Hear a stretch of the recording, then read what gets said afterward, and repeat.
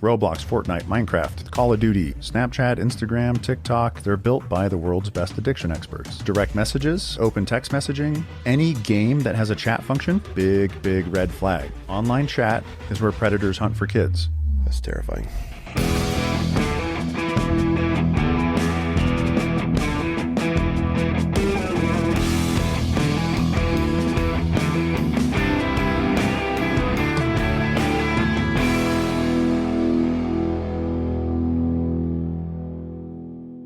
Ben, welcome back to the show, back by popular demand. Glad to be back.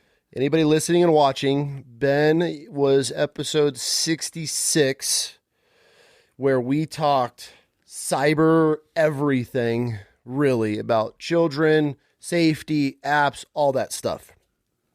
We have grown tremendously since that episode where you came on, and a lot of people have rewatched it or have caught up since and asked for you to come back on. It's very important. You are doing God's work, I would like to say, because you have 30 years in the cybersecurity business. Yep. It is you have lived in the bowels and the trenches of some of the darkest, nastiest shit that's online.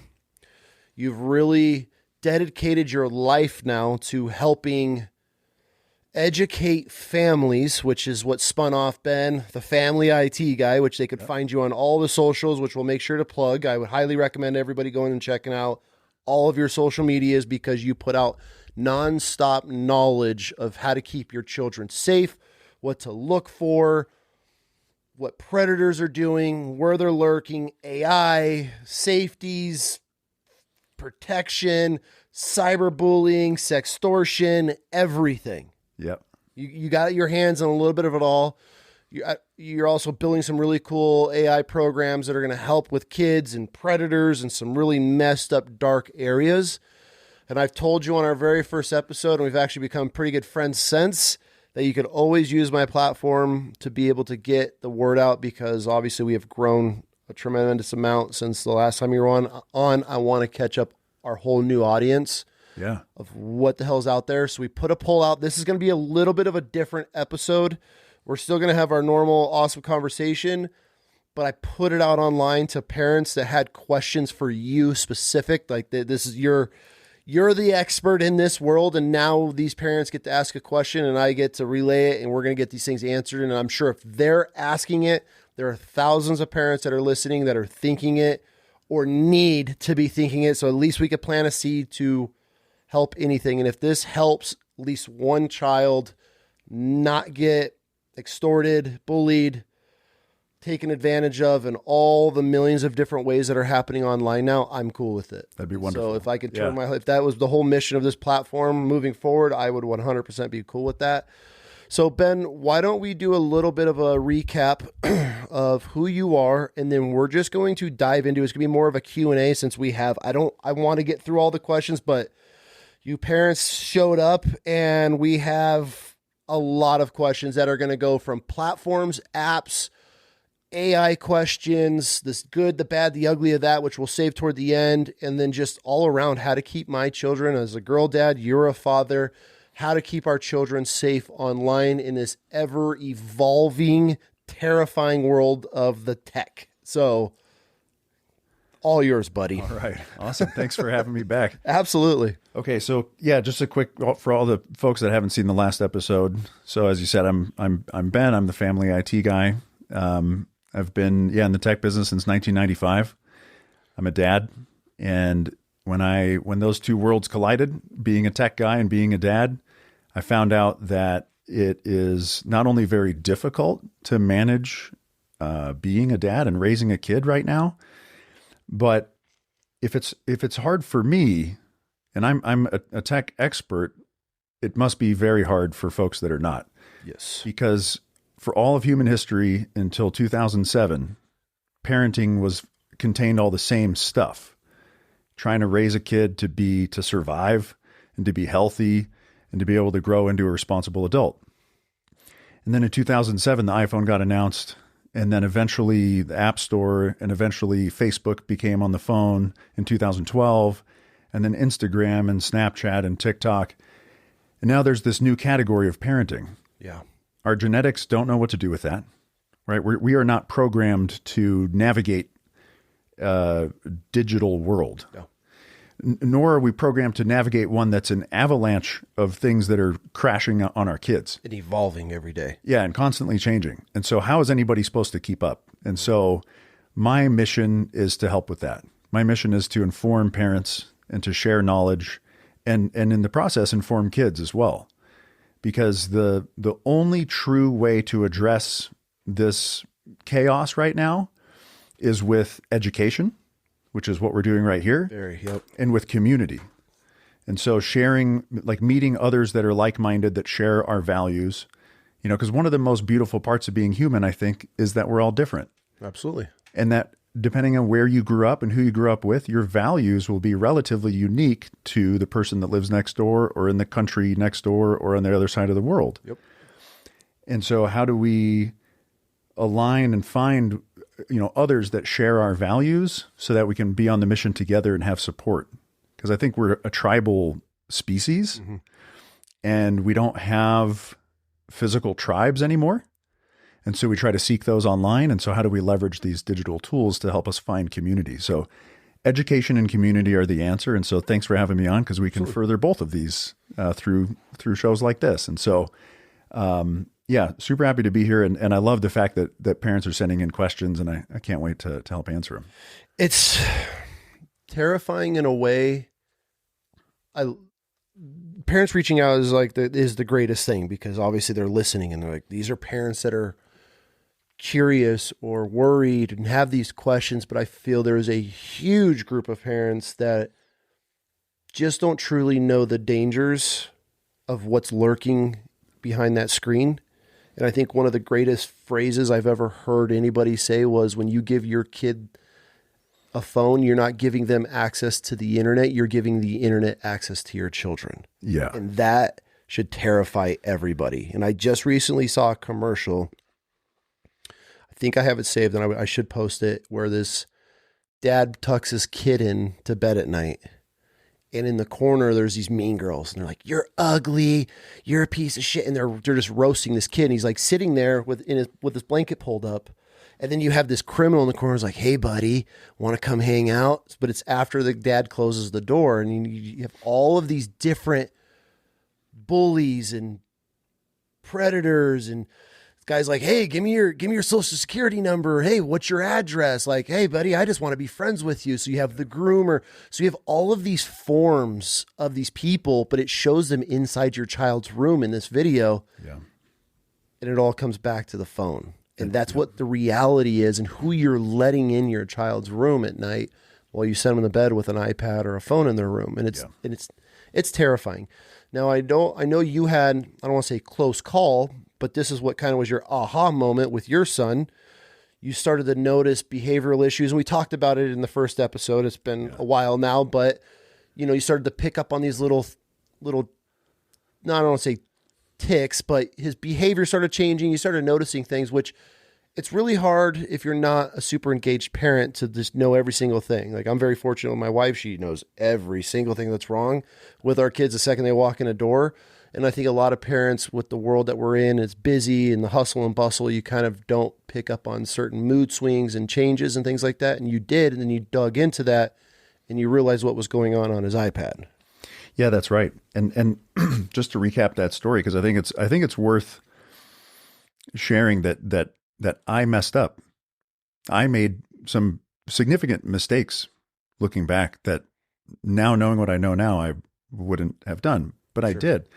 And the reason I like talking about this is A, because it's why I do what I do. But B, it's good to acknowledge that we all make mistakes. And I think it's really good to even tell our kids that we make mistakes and 100%. talk to them about it. So yeah, when my kid was 5, I gave him an iPad and I put YouTube on his iPad, which, knowing what I know now, so I've been doing the family IT guy thing since January of 24, and it's currently November 25. So coming up on 2 years. So we're talking like 5 years ago. Within days, I noticed significant behavior changes and patterns to him seeking the iPad at every available moment. Waking up earlier to go to the iPad, coming home. Like, one of his best friends lives directly across the street. If we open our front door, we can see his front door. It's really cool. Yeah. And so the pattern prior was we come home from school and go over to my friend's house, or they would just meet outside. No, now he's going to the iPad. Mm. And then, we're having dinner, but I don't want to have dinner. I want to go on the iPad. Oh, I don't want to go to sleep. I want to go on the iPad. And so, and then come to find out that there's, YouTube does what it does, which it sends you down rabbit holes. Yeah. And if you're a kid, it still does that, even if you tell it that you're a kid. And so I took it off and I put on YouTube Kids. And then I learned during the process of that YouTube Kids is no better. Even though it's called Kids, it's supposedly, like I was telling you last time, like the CEO at the time of YouTube Kids was a grandma. So you have a product made by a grandma, not made by, but run by, called Kids, not safe for kids. And just as a caveat, I've since learned there's a mode that I didn't know about at the time. Again, I'm an IT expert. I didn't know that there was a mode in YouTube Kids called approved content only mode, where if I knew about that, I could have set it up so that he could only see videos that I approved, and that it turns off the algorithm, which is the most significant change you can make. Algorithms and kids should not go together.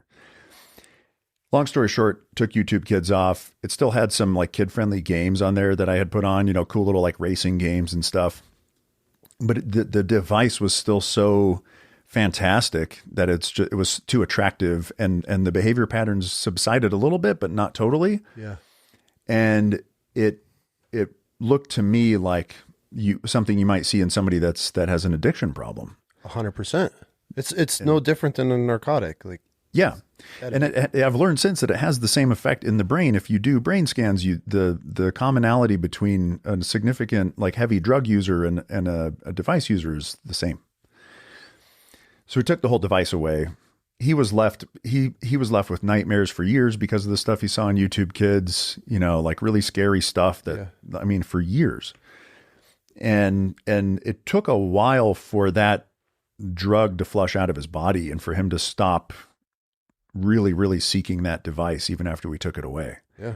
Because I put it up on top of my dresser in my bedroom, and he'd come in the room and just be this beacon, be like, oh, there it is, So I literally had to hide it. Oh, for sure. We've done that before when we notice our little one starts to get more kind of like a dependent on it. Because there's times where we're super busy, we're traveling. It's like, it's an easy fix. And we're going to sit here and be like, we're the perfect parents, right? Like, who is? And so nobody is. And then when we notice, it was like, where is it? And we're like, okay, whoop, gone. Yeah. And then we go months and months and months with not even mentioning it, and we're like, I don't know, what'd you do with it?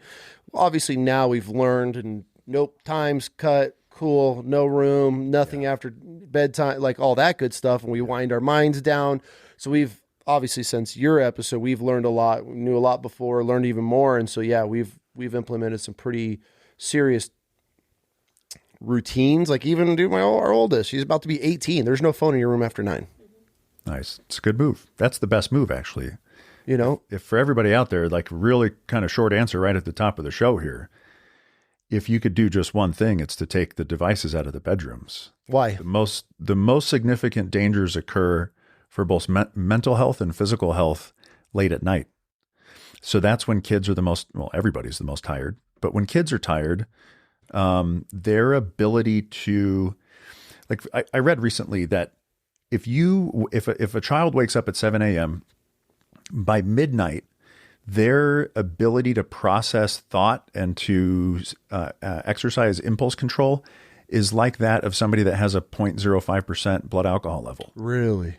And so your kid is effectively drunk in terms of their ability to act in a way that's smart. And all the things that are trying to get them, all the apps and the social media platforms, the algorithms, the predators, they all know that. So most harms occur between midnight and 2 a.m. Dang. And simply removing the device from the bedroom helps, better sleep, because there's been a bunch of studies, like the University of Texas did a study with 800 students where they did a thing on test scores, where if they had a group of kids or college students where the device was next to their desk in the backpack. And then they did a group where the device was, I think one was the device was on, the other device was off, the other was the device was in the other room. And it wasn't until they put it in the other room that their test scores changed. Just having it nearby was this like subconscious distraction. And so having the thing in the room, just being there, even if they're not using it, is a risk. Oh, 100%. And for adults, it's the same thing, right? And so we have to lead by example. So if we take our devices out of the rooms, we take our kids' devices out of the rooms, you can get these USB charger bricks that have like a whole bunch of USB ports. Mm-hmm. Throw one of those in the kitchen, and then that's your family device charging station. You pick a time at night that's 30 to 60 minutes before bedtime so that you can detox. Is that what you would recommend, 30 to 60 minutes? Yes. Okay. Minimum? Yeah, minimum. Okay. Yeah. And then you just get a traditional alarm clock. Yeah. So like Seiko, they have alarm clocks that are made in Japan that are between 20 and $50. And you get all different styles and colors and whatnot, and they sell them on Amazon. Just go get a Seiko alarm clock, throw it in the room. You know, it'll last forever, and it doesn't have an internet connection. Because I think the bedroom should be a place of solace. For sure. And it should be a place where you can disconnect. It's a place of rest. Yeah. And so you said it well at the opening here, where all the different risks, the bullies and sextortion and algorithms and all this stuff that is bad for you, bringing that into the bedroom means that there's no escape.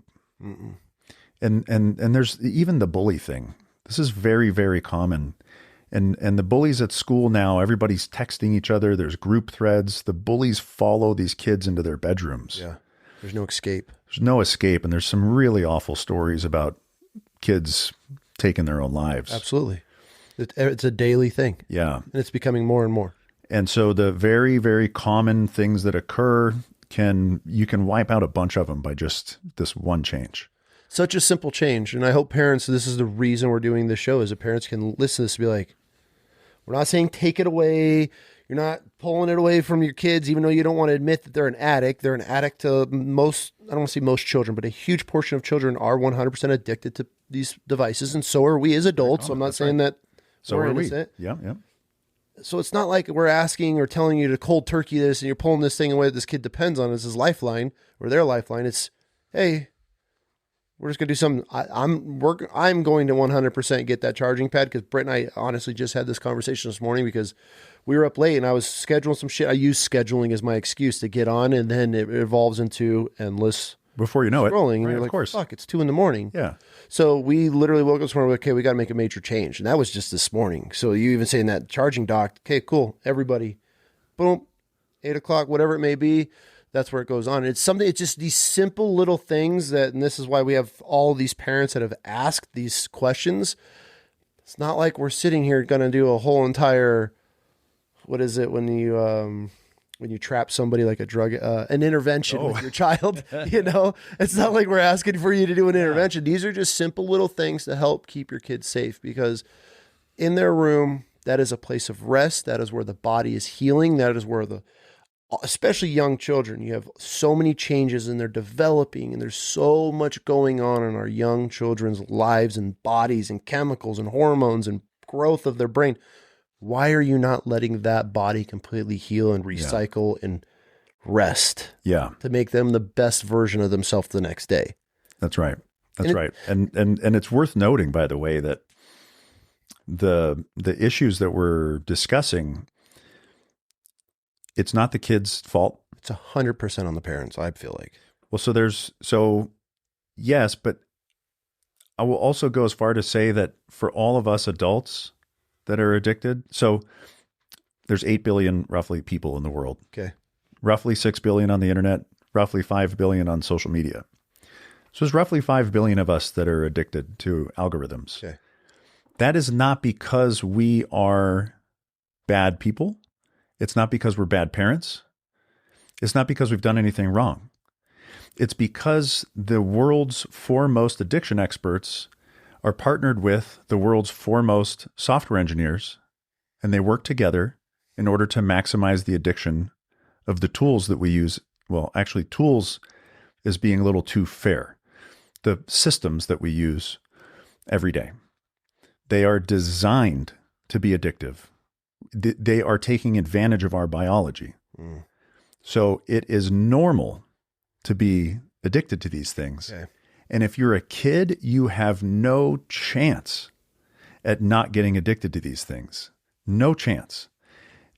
And to such an extent, it'd be one thing if these companies didn't know, right? If they're like, oh, wow, we're like, dang, we messed up. We didn't realize that we were screwing with kids' heads.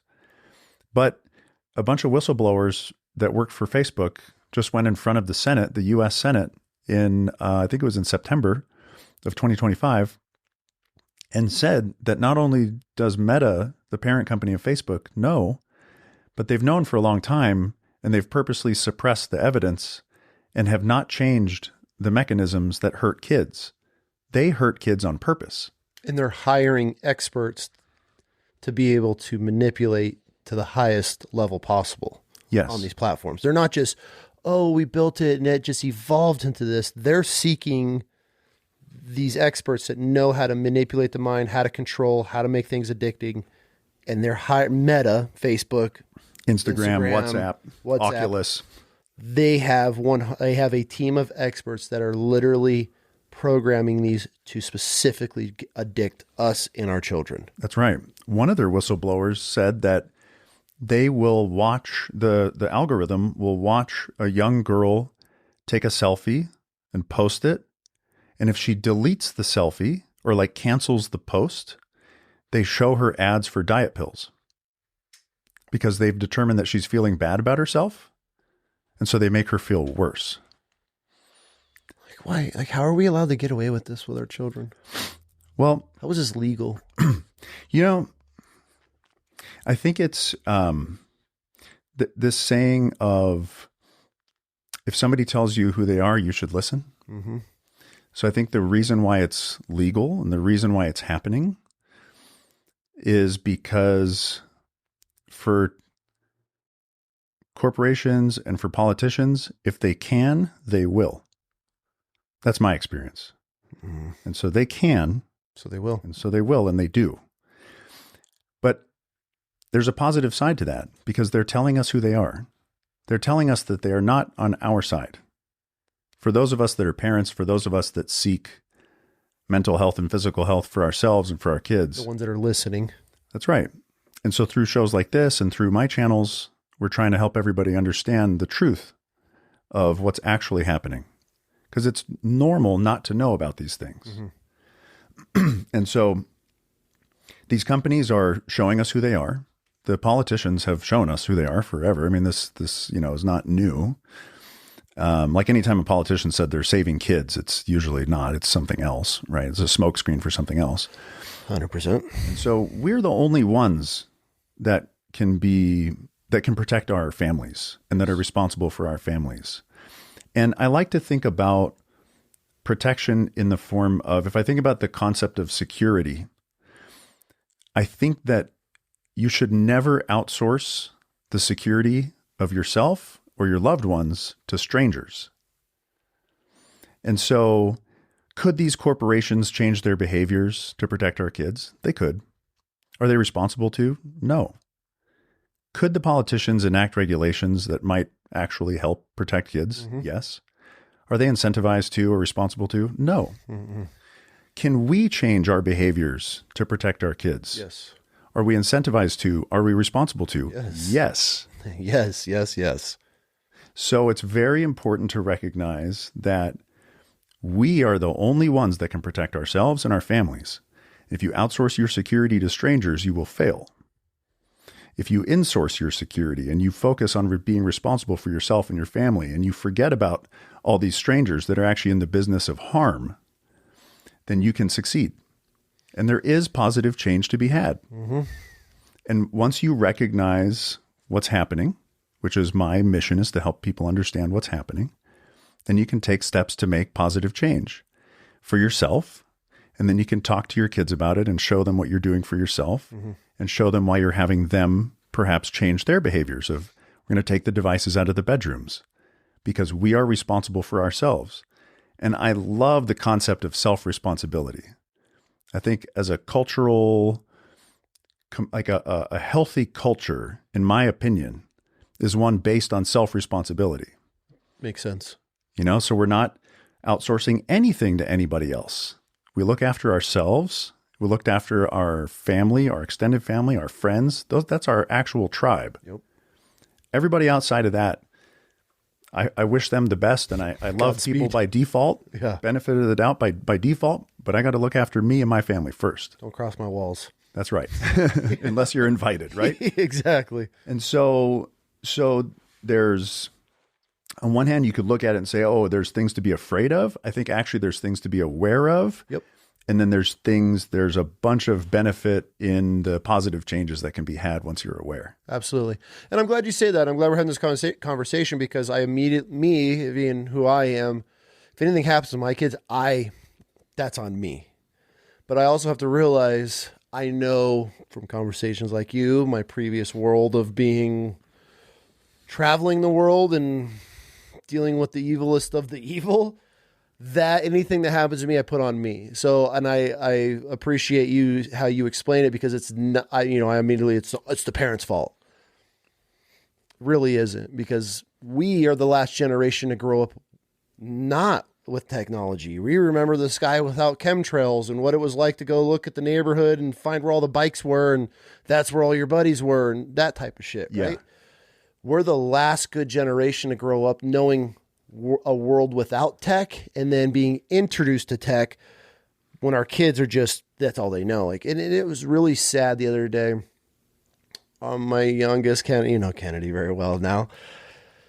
We're watching something and she's like, God, it's so sad. I don't even know what's real anymore. And it broke my heart. Whoa. And I looked at her for a second. I'm like, God, we're here now. Yeah. We're here. Yeah, we are. And it's going to get worse and worse and worse. And so that's why we're having this conversation, man, to hopefully we can wake parents up so they know what's going on. And I guess let's just jump right into these questions. These are all parent-driven questions. And so there's some grandparents that reached out. There's siblings that reached out and wanted to know answers. So we have some really good ones. And nice. Let's just rip through them, and we'll start this. So that way, this is going to be like a fired effect type of episode. So that way we can just fire hose as many questions. And obviously, if there's things we need to go into depth on for people's knowledge, I want to know it all. So we're going to do our best to get through this list, because like I said, we have got some questions, which I love this. Every question asked could save a kid's life or potentially stop them from some horrible things. Yeah. And you know what? The ones that we don't get through that we want to, I can take them on later and make videos about them. Perfect. We'll post them on here. So we'll just start out, man. I need to know the best app for monitoring my kids' phones so I can know who I can block or not block. Is there a specific app for this? Yeah, there's actually 36 of them. Jeez, I've done some research and I found 36 different surveillance systems for kids' devices. Okay. So there's two major components to these types of systems. There's filtering and there's surveillance. Yep. And so back to, family values being unique. Some families might not want surveillance, but they might want filtering. Or they might want surveillance, but they don't want filtering. Or they might want both. The biggest one that does both is called Bark. Okay. I was actually just in New York with them last week. They had an event that they invited me out to, and I met a bunch of their people, really good people on a good mission and having a very large positive effect. There's Go Guardian, Guardian, Custodio. There's a whole bunch of them. Gab is another one. Yep. I think security is best done in layers. You should always have multiple layers of security. Mm-hmm. In the military, right? Sometimes they say like 1 is none, 2 is 1. Yep. So I like to have at least 3. And so I always start with the systems that come with the devices. So on Android devices, Google has a thing called Family Link. So if you get your kid an Android device, put Family Link first. Okay. If you get your kid an Apple device, it's called Screen Time. That's the name of their parental control system. And there's parental control systems on Windows computers and on Chromebook computers. In fact, Chromebook uses Family Link as well. And so I would start there first. And then but those don't do surveillance, those just do filtering. If the filtering is not enough and you want to add surveillance, then you can look at one of the third parties that I mentioned. Mm-hmm. Note that surveillance systems require the degradation of privacy. Okay. In order to surveil, you have to collect information, and that information has to be stored somewhere so that the parents can be alerted based on like a text message that's saying that like your kid's being bullied, your kid is having suicidal thoughts, your kid is looking up, X, Y, and Z inappropriate material on the internet. In order to conduct surveillance, you have to store the data. If the data is stored, it's at risk of being stolen or of being misused. Always have that in the back of your mind. There's a trade-off. Yeah. And then the third layer that I like to have is one that, granted, is a bit more for the more tech savvy out there, but it's called a DNS filter. And there's a system called Next DNS, Next DNS, that you can add a whole nother layer of filters, and so that gives you 3 in total. So I like to run all 3 at the same time if I'm trying to be comprehensive about it. And I know people listening are probably like, "What the hell already? There's this deep." You have probably all of this searchable with links, all connected to the Family IT Guy and through your platform. So moving forward through this episode, if Ben explains anything that you guys aren't 100% just registering, we're going to have all of your socials and websites so people can go and click, and then you can search, or they can at least ask you for in-depth. We want to make sure everybody has the ability to be able to find, go back through. These are just questions that we're answering to spark thought and questions in parents' minds, so then they can go and do their own research, and you pretty much are probably going to have all of this somewhere on your website. Yes. Or have talked about it on your socials. In fact, I have a chat bot on my website that I've put up for free that's trained on all of my work. Perfect. So you can ask, if I talk about a DNS filter, I have an article about it on my website. I have videos on my social media channels. Perfect. You can also ask the chatbot about it, and it'll answer very similarly to how I would. Oh, God bless AI, right? I'm trying to use the tech in a good way where I can. Yeah, might as well. Okay, this is from some grandparents. Our 7-year-old grandson is allowed to play Roblox, which is a huge topic lately. Yeah. Is there anything we can do to suggest to their parents that they should stop this? So I guess let's dig into Roblox. Have they changed anything since that one gamer came and outed all the pedophiles that were on it? Is anything changed on Roblox first? Yeah. So technically they've made changes. None of them are useful. Roblox is not safe for kids. Okay. Roblox is a platform for adults that is marketed to children. Of the 111.8 million people that play Roblox every day, according to their most recent report, 40 million of them are under 13. On the Apple App Store, the Roblox game is rated 13 plus. You can register on the Roblox website as young as 5, and it'll let you play. They partner with SpongeBob and Barbie, whose primary audiences are young children. They do not have the capacity. So, okay, let me first tell you like what Roblox is, because I didn't know until I started studying this stuff a couple of years ago. There's a lot of parents that have their kids on Roblox. Yeah. So Roblox, if I understand it correctly, is the most popular game that there is. It's out there. It's up there for sure. Huge. It's a platform in which people can develop games. It's actually a software programming platform. So they have this language called Lua. Okay. And using the Lua language, you can build a game in Roblox. So there's like 40 million games. Some of them are huge, some of them are tiny. The game developers have to submit the age rating that their game is for. And they're meant to be honest about that rating. And when they're not, sometimes the Roblox moderators catch them, and sometimes they don't. But their filtering mechanisms have been proven to be ineffective. For example, I played Roblox so I could learn about it, and I told it I was 8. And then I turned on all the parental controls, which, by the way, when I first created my account before I hooked up my parental account to it, and it was just the kid account, it set my filtering levels to medium instead of to low.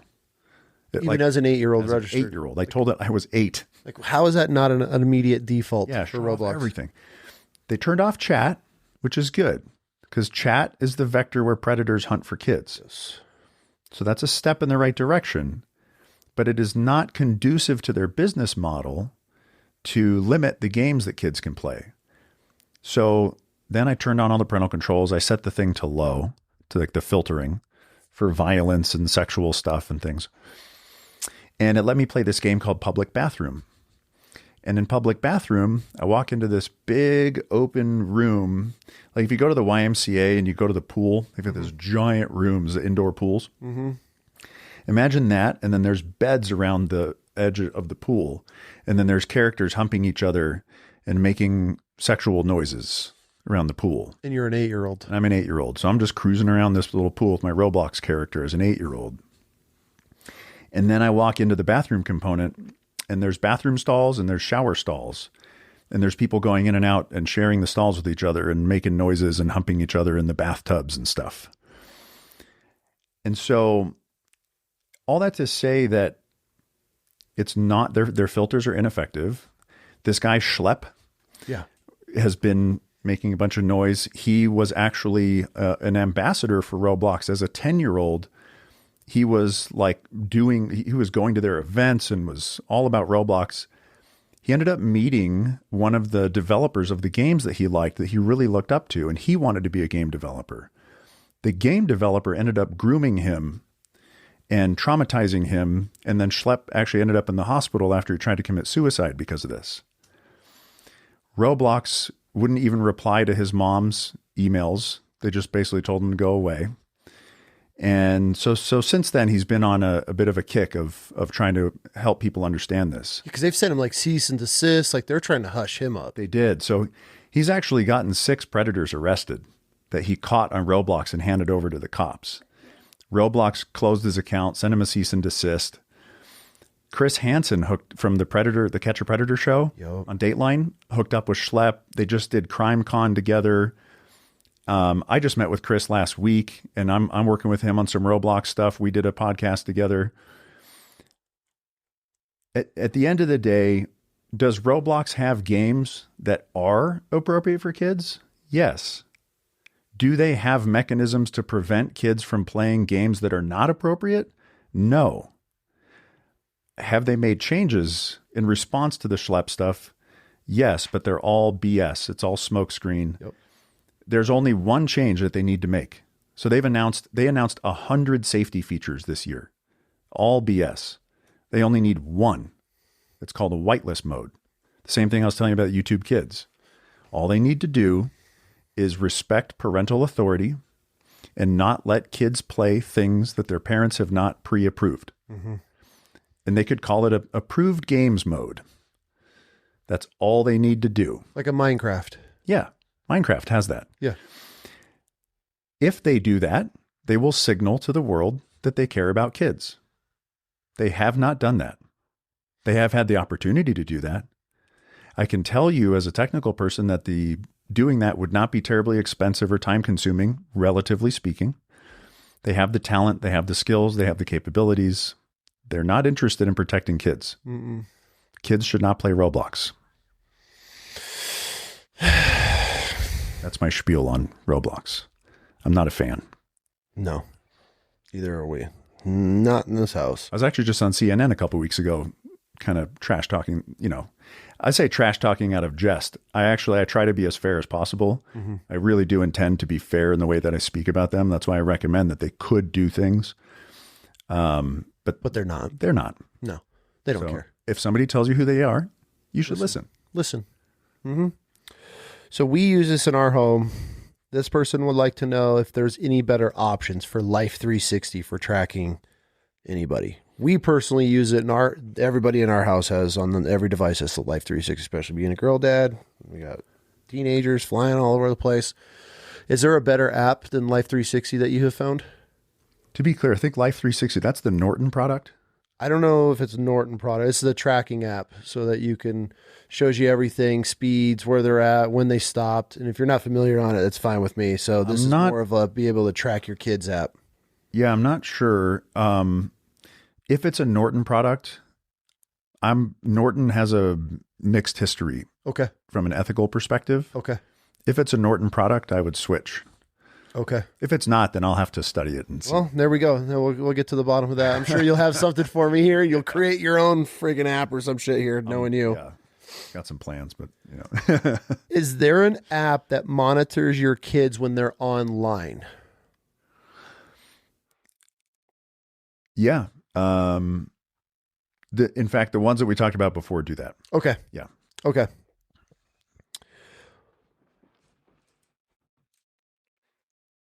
What's the most dangerous platform that your children are on that parents think that are safe? Oh, I just have to pick one. I mean, you can give us a few, but so I always start with Snapchat. Okay. But Snapchat shares a common set of attributes. So let's actually talk about the attributes that you can look at. If you look at any app, if you identify any of these attributes, then you should proceed with caution. There's two that are worth focusing on. There's algorithms, aka bottomless feeds. Yes. So if you can scroll and scroll and it never stops, that is a big, big red flag. That equals mental health risks. That equals a 300% increase in suicides for kids aged 10 to 14 between the years of 2007 and 2019. That's terrifying. 300% increase in suicides, to the effect that now suicide for young children of that age is the second leading cause of death, according to the CDC. Because of a bottomless feed. Yes. Meaning your kid never stops scrolling. They never hit an end. That is the meaning of bottomless feed. They can do this for 12 hours a day. Yes. Okay. Or 14 or 18. Whatever it is. When I was at that Bark event last week, they showed a video where they interviewed a bunch of kids and they asked them, like, what's the most time you've ever spent on your phone? And some of them said 18 hours a day, per day. Very, very dangerous. Algorithms are not safe for humans, let alone young ones, because your frontal lobe doesn't develop until you're at least 25 on average. And your frontal lobe is what helps you avoid these kind of mechanisms. And even for those of us that have developed frontal lobes, are still stuck on these things because they're built by the world's best addiction experts. Yep. So algorithms. The second one is online chat. Online chat is where predators hunt for kids. There's two types of predators right now, mainly. There are those that are, let's just call them perverts. There are those that have sexual tendencies towards children. And then there are those that are criminal networks that are extorting kids. We call it sextortion. Yep. The criminal network thing, it's to the effect now where apparently globally there are 10 reports per second of kids being extorted online. 10 reports per second? Yeah. That cannot occur without anonymous online chat. Okay. Anonymous online chat is facilitated by all the major platforms that are popular. Explain anonymous. Okay.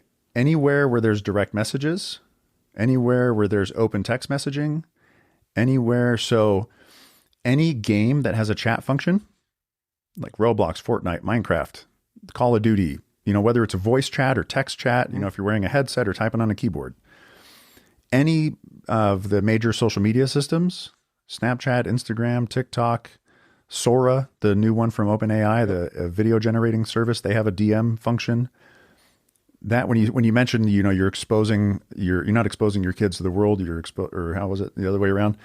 That's how that happens. You're exposing your kid to a world full of predators. You're giving access. Yeah. You're giving the world access to your children. That's right. You're giving the world access to your children. And they don't have to, the pervert guys and women don't have to risk their safety by going and sitting in the van by the park. Yep. They can switch their IP address and anonymously be online and hunt for kids that way. And so if you expose your kid to an algorithm, it's risky for their mental health. If you expose them to anonymous online chat, it's risky for their physical health and their mental health as well. Because even kids that don't get caught up in actual physical activities, they're seriously traumatized. I've heard some just terrible stories from kids that have been exposed to these issues and these types of predators where it's really messes them up. Yeah. And so, when you say like, what's the most dangerous app? There's a lot of them because a lot of them have algorithms and chat. Two big no-nos. Yeah. You need to stay far away from those two things. If you eliminate those two things, you eliminate the vast majority of issues that exist on the internet. Immediately. Right. Like right away. Not saying let your guard down, but you could at least, you're not over your kid's shoulder worrying about when's the next whatever's going to happen. Right. Okay. So we'll probably ask some questions that are already been touched on. We'll hit them anyways, just because there might be another clip that person's fed instead of another person. You see what I'm saying? So it might sound redundant, some of these questions, but some people only watch shorts and I want to be able to touch it all. If there was an app that I had to delete off of my children's phone right now, what would it be? ChatGPT. Really? I was not expecting that. Why? Because the brain is like a muscle. And just like your muscles, in order to grow and develop, they have to be used or stressed in a good way. You have to apply stress in order to enable growth. Love that. The current generative AI large language model systems, the chatbots that we're all familiar with, you are taking the thinking process and outsourcing it to a computer. And there's a bunch of information coming out that shows that makes it so that your brain doesn't develop and that you don't gain the ability to think. Makes sense. It's making us stupid. Yes, it is. It's making us stupid. It is. If I'm a parent and I allow my kid to be on every social media platform, what's the one social media platform you would refuse, knowing everything you know about the dark side of the internet? What's the one social media platform you wouldn't allow your child on?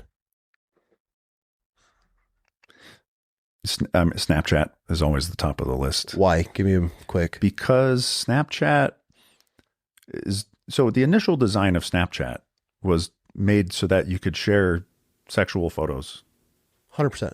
Because if you're, regardless of your age, if you're dating somebody, you're in a relationship with somebody of any sexual nature, and you want to send them a photo, like it's super risky to do. If you text them or you email or you whatever, if you send it to them in any chat system, they could take your photo and embarrass you at the very least.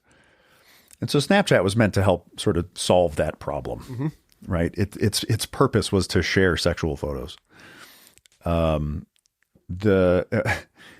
It's not even good at that.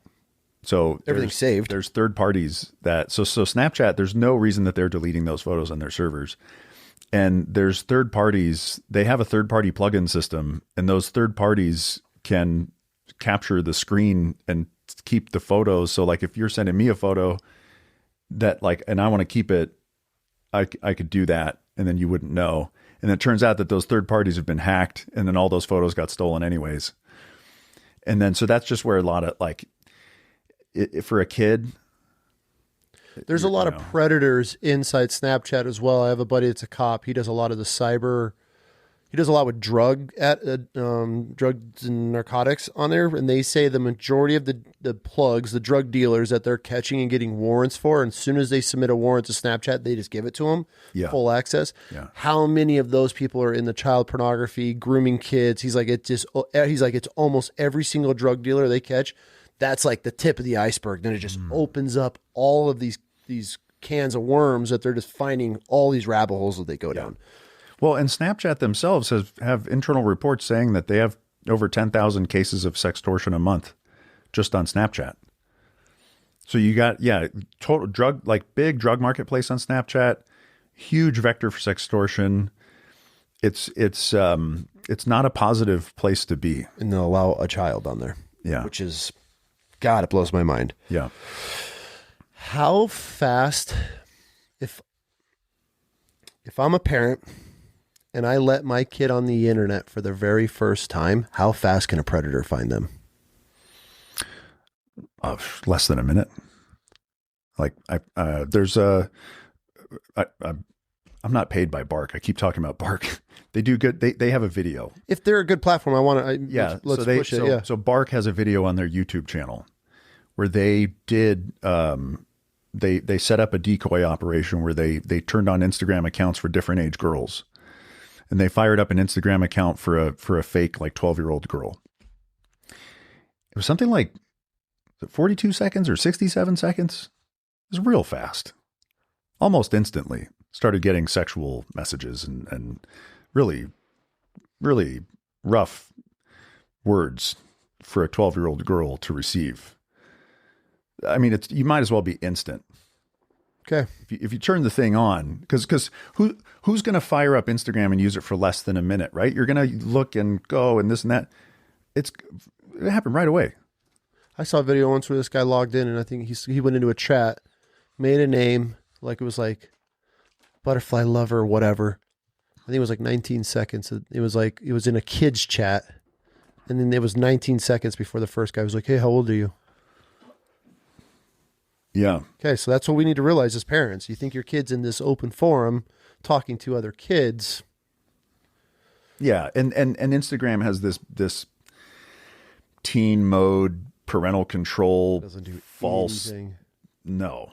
Okay. So as a parent, if I sign my kid up, little Timmy's ready of age, I think everything's cool. He's mature enough to be on social media, but I'm going to check all the little parental teen only. I want, sensitive content turned down. Does that actually even work? No. Okay. No, they can't.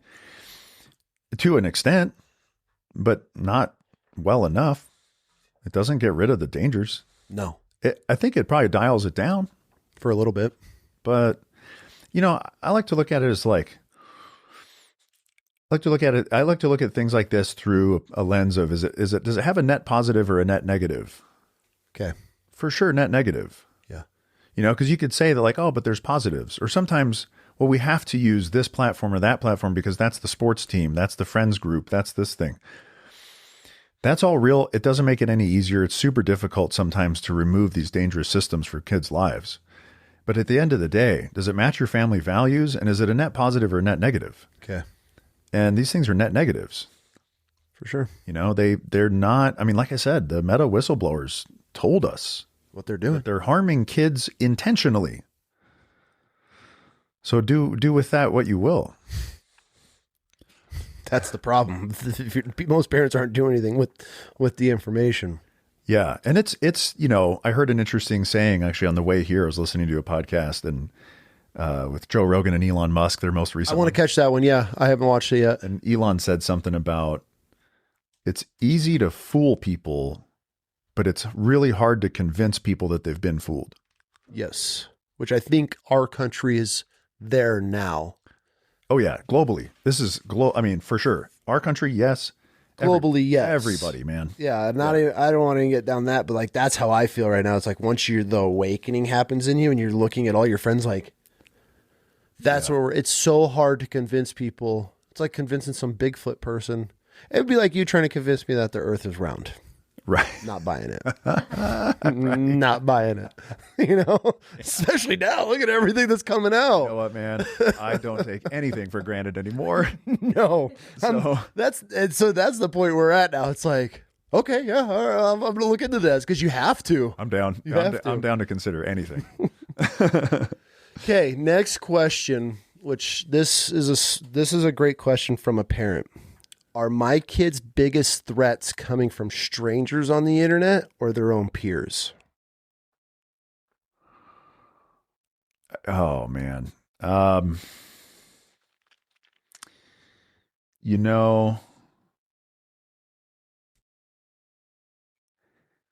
Interestingly, if your kid has access to all of these, to algorithms or to online chat systems, I don't know. I'd guess that it'd be strangers, but then but even if your kid doesn't have a device at all, then the biggest threat is from their peers, because their peers do. And their peers are going to be exposing them to all the things. Yeah. And so it's a mixed bag, and it probably depends per person. Actually, like I would say strangers really is probably the answer, because how many people even if you try to prune your like followers list of like who you follow on Instagram and who you follow on TikTok, how many of those people do you actually know? Mm-hmm. How many of those people could you say, what are their favorite colors and hobbies, and where do they live, and what are their parents' names, and what's their dog's name, right? Not that many. So everybody beyond that, in my opinion, is a stranger. Yeah. And I've had 3 friends now that I considered in my, not inner circle, but considered friends. We travel together. We've done events together. I've had 3 so far that have all been caught for child pornography, molestation, something along those lines. So like, even if you truly, and that's what's so terrifying when I see these moms putting up like Timmy's back to school picture, and they got the name of the school and the grade and his little nickname and all this bullshit on there. I catch shit on it because every going back to school year, I'm the one that's on there like, hey, you should probably clean your shit up, because now I know your kid goes to school. I know their little nickname. I know what they're into, because I got the little chalkboard with all your kids' mugshot picture on there. And it's like, well, it's just my private Facebook page. These were dudes that I would have had no problem coming through, swinging, rolling through town like, yeah, bro, crash on the couch. And then now 2 of them are dead because they made the only choice that you can make after the decisions they made. One of them's still in the process of it and trying to fight it all. You don't know anybody. No. You do not. And I try to explain that when I talk to young parents and dads, especially the dads, I'm like, how well do you know these people? Yeah. It really hurts me to acknowledge to myself and to like say out loud like how many really like evil people there are. It's disgusting, and it's getting worse because everything's now easier to find and easier to make and see and download. Because I want to think that everybody's good, and I do. I approach people from that perspective as a default when I meet new people. But to what extent will I invite them into my house and stuff? No. But or if I do, then it's with caution and with boundaries and stuff. But man, it sucks because you can't take anything for granted. You can't take anybody for granted. No. And it's really, working with the NSA and working with the defense and intelligence community as I have, and being exposed to what goes on in those areas that's like super unethical at the very least, and then learning about all this stuff through Family IT Guy of how many people hurt kids. Mm-hmm. There's a really, really significant proportion of humans that are just really not good. Yep. And we like to, we put on these clothes and these suits of, civility, but it's not, it doesn't mean anything. And it's not the creepy predator looking dude. No, it's not. It's the pastor next door. It's the cop that lives down the street. It's the teacher that lives behind you. Yeah. It's everybody. It's the popular football player. It's the 70-year-old. It's the 40-year-old. There's no demographic. There's no descriptor. It is just some percentage of humans. Mm-hmm. That's all it is. Yeah. Men and women. Yes. That's where I think a lot of people let their guard down with women. Yeah. I don't want to say just as bad. I'm sure the numbers are staggering compared to men and women. Probably. But they're just women do it too. They're out there. Yeah. What's the number one mistake parents make when they give their kid a phone? Not setting up the filters. Not putting in the controls. A really easy analogy is a car. The kid turned 16. You go, hey, you know what? The Corvette in the garage, here's the keys. See you later. I'm going to go back to doing what I was doing. Peace out. Have fun. Don't crash. Oh, you don't know how to drive? Don't worry about it. You'll figure it out. You'll figure it out. Hey, you know what? The gun in the cabinet, now that you're, whatever age, here's the code, rock and roll. Don't kill anybody. Oh, the prescription drugs that are in my safe too, go for it. Be smart. Yeah, like things require, like the most simple, those are the most simple things. You know, cars, guns, drugs, you know, alcohol. These are things that we should proceed with caution and training and awareness and all this stuff. Computers are super complicated. Those devices do 1,000 different things. Each of those things must be considered. None of them can be taken for granted. The really difficult part is that it's super hard to know how to set up those filters. Like I wrote a guide on my website on how to set up the iPhone filters. Yeah. It's 82 pages with 330 screenshots. Like, how do you expect a normal parent to be able to figure this out? It took me a while to figure out. But you have a link on there that we can search and parents can go and walk them through this. Yeah. And to be fair, it's one of the very few things on my website that's not free because it took so much work to put together. Okay. It's probably worth it. So I sell it for $30. And I should put together a code. I'll put together a code for Wild Chaos. Perfect. And we'll make it $10. Yeah. We'll put a link it in there. Because I want people to have it. Yeah. If you're going to give your kid an iPhone, you got to do that. If you're going to give them an Android device, just buy one that's already from one of the companies that we've already discussed. Yep. Get one of those that just comes with the filters. Yeah. Do not give your kid an unfiltered internet device. It's an immensely powerful tool. The most powerful tools have positives and negatives. Absolutely. It's just how we use them. This wasn't really a question, but it broke my heart reading it from this mom. She says, can you guys touch on the sextortion topic my son was taken advantage of online? So sextortion is a growing, terrifying thing, especially in the young teen world. I mean, it happens in all ages. Yeah. Can you dive into sextortion and what people are doing with this and how they're doing it real quick? Yeah. Oh gosh, it's one of these. It's only things that I've sitting at my desk researching, just tears streaming down my face, reading these stories. Bro, I got goosebumps just thinking. Like, sextortion terrifies me. Everybody should look up the name Jordan DeMay. Okay. DEMAY. 17-year-old kid that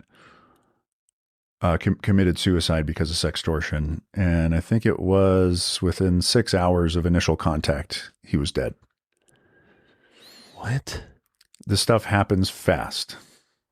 I'm talking the same night. His family saw him go into his bedroom, and that was that. Everything's probably fine, maybe a little off, whatever. No, everything was totally fine. And then according to what they found on his phone, he got contacted by supposedly a girl in the nearby town. Turned out not to be a girl, turned out to be a Nigerian scammer. They got him to send a naked photo, and then they extorted him, and he couldn't take it, so he killed himself. That's the reality of sextortion, and that's happening every day. It happens a couple times a month. That we know of. That's right. So the FBI says that the sextortion is the fastest growing crime against young people. Teenage boys specifically are targeted by criminal networks. So the same group in Nigeria that used to do the Nigerian prince emails and like the financial scams, they're called the Yahoo Boys. Now they do sextortion. They share instructions with each other on how to maximally affect teenage boys. If your especially boy is on the internet, Officer Gomez from here in police officer here in Boise told me that 100% of boys are targeted. Targeted, not victimized, but targeted. If your boy is online, they are targeted for sextortion. Now, it's recently changed. So it used to be that the kid would have to do what their biology tells them to do, which is to reply to the cute girl. The girl sends a naked photo.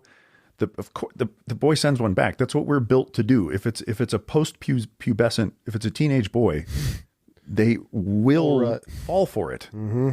They have no choice, basically, because this happens to the best of kids. Good families, good kids, good grades, plays sports. This is Jordan DeMay. His mom, and maybe even him, didn't. She said this. She's made it a purpose to inform parents. She said that she didn't know about sextortion. Most parents don't. Right. And so, okay. So the basic thing is, right. So somebody will contact the kid and convince them to send a photo. Once they send the photo, they get extorted. The person doing the extortion, if it's a financial thing, which the vast majority of them are, there's lots of ones that are from perverts, but most of them are financial scams. They want you to send like an iTunes gift card. Don't do that. I think I saw a statistic that's like over 90% of the time, if you pay, they come back asking for more. So do not pay. It doesn't make it go away. It doesn't make it stop. You should tell somebody that you trust, whether it's your parents or your teacher or your pastor, or hopefully if you're a kid that this happens to, you have somebody that you can tell. Yes. You should contact the National Center for Missing and Exploited Children. They have a tip line where they can help, and they can engage the correct police resources to try to investigate if you want to pursue an investigation.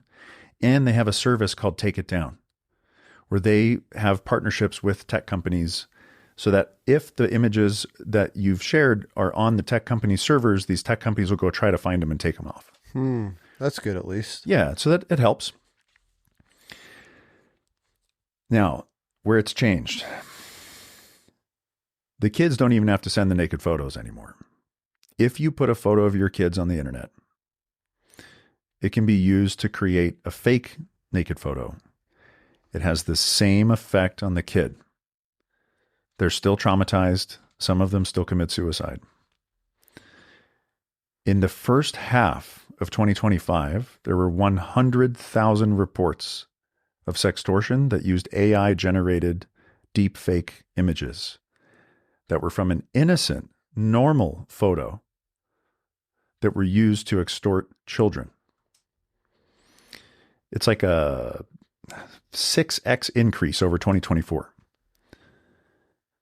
We're on track. The National Center for Missing and Exploited Children estimates that by the end of this year, 2025, we'll have about 1 million reported cases of sextortion. That is insane. It's a big problem. Now, there's two primary mechanisms that enable this to occur. One is the camera. Okay. If you give a kid an internet-connected camera, you're putting them at risk. Now, the messed up part is you cannot buy an internet-connected device in the United States that doesn't have a camera, except for a watch. Which ones? Apple Watch. Really? Gab Watch. Okay. I think the Bark Watch doesn't have. There's even watches that are including cameras now, which is crazy. But so either get a device that doesn't have a camera, or use the parental control systems to disable the camera. Got it. And what's also kind of wild is there's nuance. On an iPhone, you can disable the camera through the screen time controls, and it just goes away. Yeah. The hardware is there, but you can't use it. On Android, same thing, but it still works sometimes. So, but because of the AI thing, so you take away the camera, but that doesn't stop the AI generated deepfakes. The only thing that stops that is not posting their pictures in the first place. Yeah. Which is super messed up because we're all spread out all over the place. Grandparents are on the other side of the country. Sometimes mom and dad are in different places, cousins, uncles, friends, this and that. Everybody wants to share innocent photos. But these people, man, they're using these things against kids. And it's just the fact of the matter. That is what it is. And it's not going away, and it's getting worse. And so you can't take anything for granted. No. I had to tell a close family member of mine this morning to remove photos of my kid from their Facebook account that they had posted without my permission, because I'm in the business of pissing these scammers off. Yeah, they're coming for you. They're going to want to attack my kid. Yeah. And that is deeply sad. But it's the world that you've stepped into. Yeah, I'm doing this on purpose. I'm accepting this risk on purpose. But everybody else that's not, that's just living and just existing and just sharing photos with their family on Facebook, it's a big problem. Yeah. So sextortion is a very big problem, and people need to be aware. Kids are dying because of it, and kids are being extremely traumatized from it. Hundreds of thousands, a million this year. That are reported. Think about how many kids are just too scared to go to their parents, which I feel is a huge. Absolutely. And this is where it goes back to being an intentional parent and building that relationship with your kids, because these times are going to come. Yeah. They're going to fuck up. They're going to get in a wreck. They're going to back into something for the 10th time with my truck or run into my garage door. Yep. And they need to be able to come to you. All joking aside, your kids need to be able to come to you no matter what. Yeah. And for these, you might go through your whole entire life with your child until they're 17 or 18, and then that might be the moment. But to be able to build that foundation of trust. Yeah. Mom, I made a mistake. Dad, I really screwed up. Okay. What do we got? Yeah. Instead of them in their room just festering and building and the stress, and just starts overwhelming them to where they, and it's so sad to me to think that taking their life is their only option as a young teenager. Yeah. I can't even sit here and actually, I can't even properly process it. It's For sure. just too much. For sure. And I know there's a lot of really good parents out there that it still was not an option, that their kids went down and didn't come to them, even having a great relationship, but it just helps. We as parents need to have as many shields guarding our children. And that's one of them, is that communication, line of communication to have with your kid, because they still might not even come, but you want to have that as an option. Yeah. And it's terrifying, man. I mean, so there's actually another thing you can do too, that you should do, is when you give your kid a device, do a family tech agreement. And I have a template on my website for free that you can use, and you can modify for your own family, and establish, first of all, expectations around like, what are the boundaries of the device, and where, if this happens, then you are in trouble. And if this happens, you're not. And if you get caught up in this, in something bad where you made a mistake, free pass. Very important. Yep. Free pass.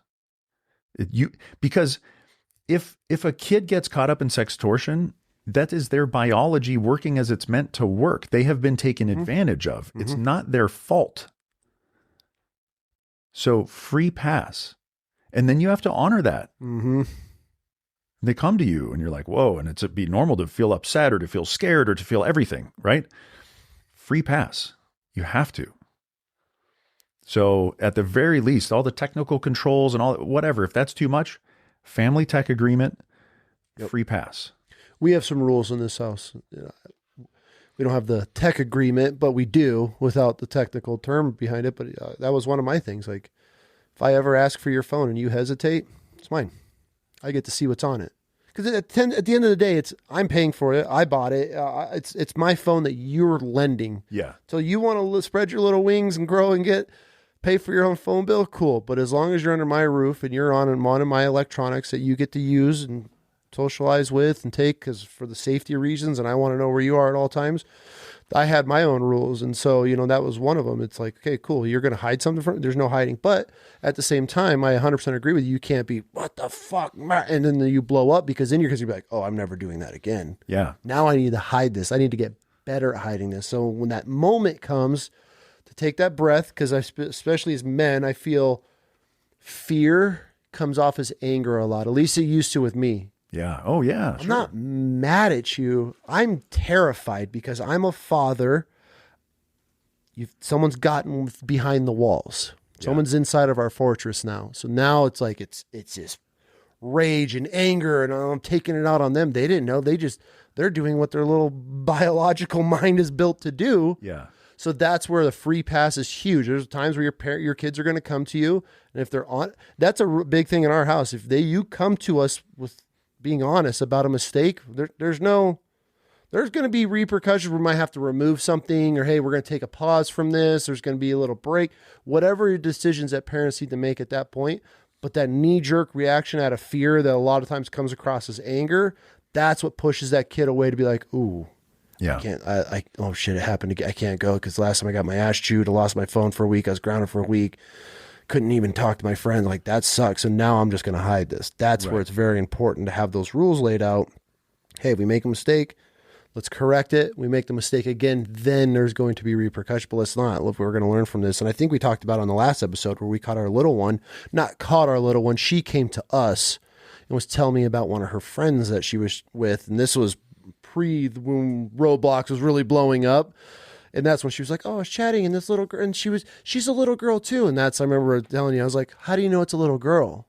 And that when our youngest was like, and you could see the wheels turning, but this was a year ago, before our episode, but you could tell just they're children. They're not thinking that this is a predator. They're not thinking this person's going to groom them. And this is their sole purpose of a rotten, vile human being is to get inside your little innocent mind. That's not how kids are programmed.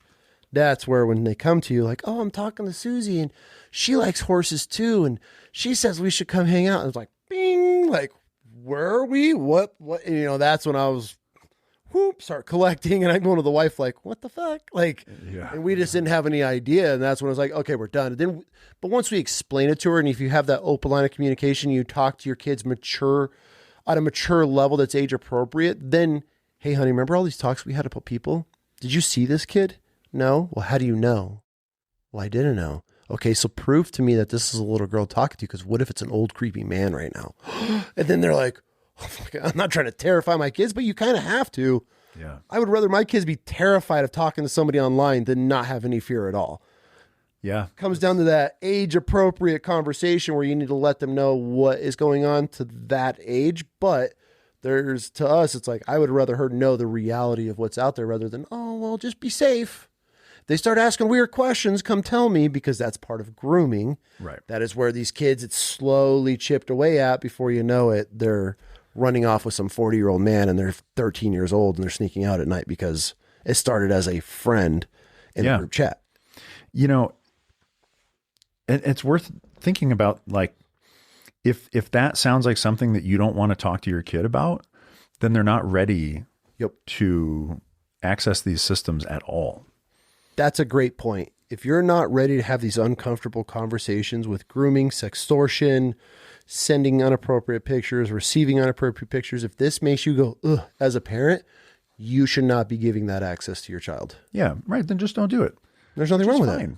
Like, that's the best part about this whole thing.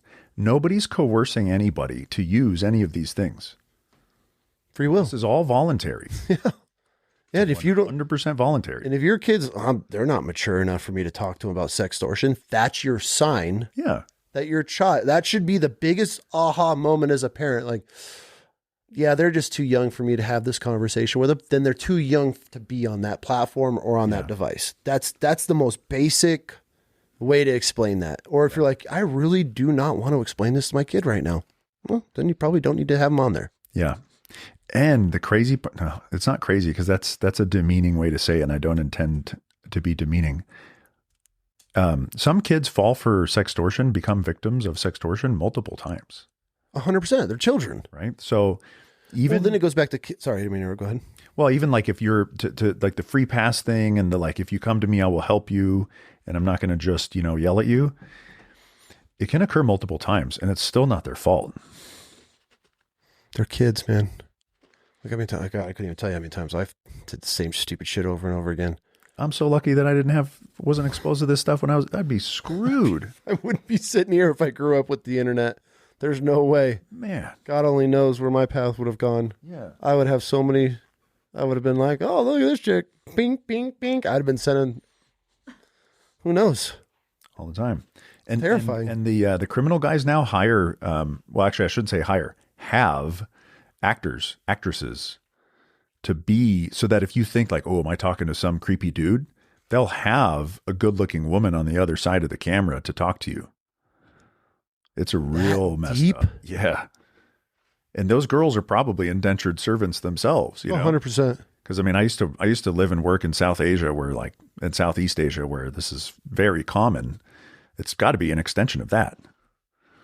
So it's a real, you gotta be real careful. You don't take anything for granted. This is the whole reason for this conversation, is because it goes this deep. And I just feel our generation as parents that didn't grow up in the tech world, we don't know how the levels of scum that are behind these apps, that are in these apps. Their sole purpose every day they wake up is to find a child to take advantage of. And I feel so many parents just hear that, but they don't truly take that information and take that statement in like, okay, every single day there are thousands of predators that are literally logging into Instagram, Roblox, Snapchat, and they're just searching all day. Yeah. Boom. Oh, hey, boom. Then they start chatting. Got one. Then it probably gets passed off. There's probably teams of people that are just setting the hook and passing it off. Oh yeah. And that's all they do. There's a whole, the way you would operate a sales team for like a call center, same thing. They have the guys that gather the leads and then pass them off to the next tier of closers, and then pass them off and eventually extort them. It's a machine. It's a business. It's a very big business. Yeah. Do you think we should trust schools when it comes to teaching digital safety, or should that fall on the parent strictly? Shoot, all you said was, should we trust schools? I was about to say no. It's a parent question. Clearly, we are not in the system. We don't trust anything from the government. No. But for the parents that haven't realized that the government and schools are not for their best kids' interest, would you just leave that up to the schools? Absolutely not. Okay. So schools don't pay well, and so they don't get the most talented IT people. They could have, and they do have, well-meaning, good people with true intentions, oftentimes, running the IT departments and things. Yeah. But off of their budget.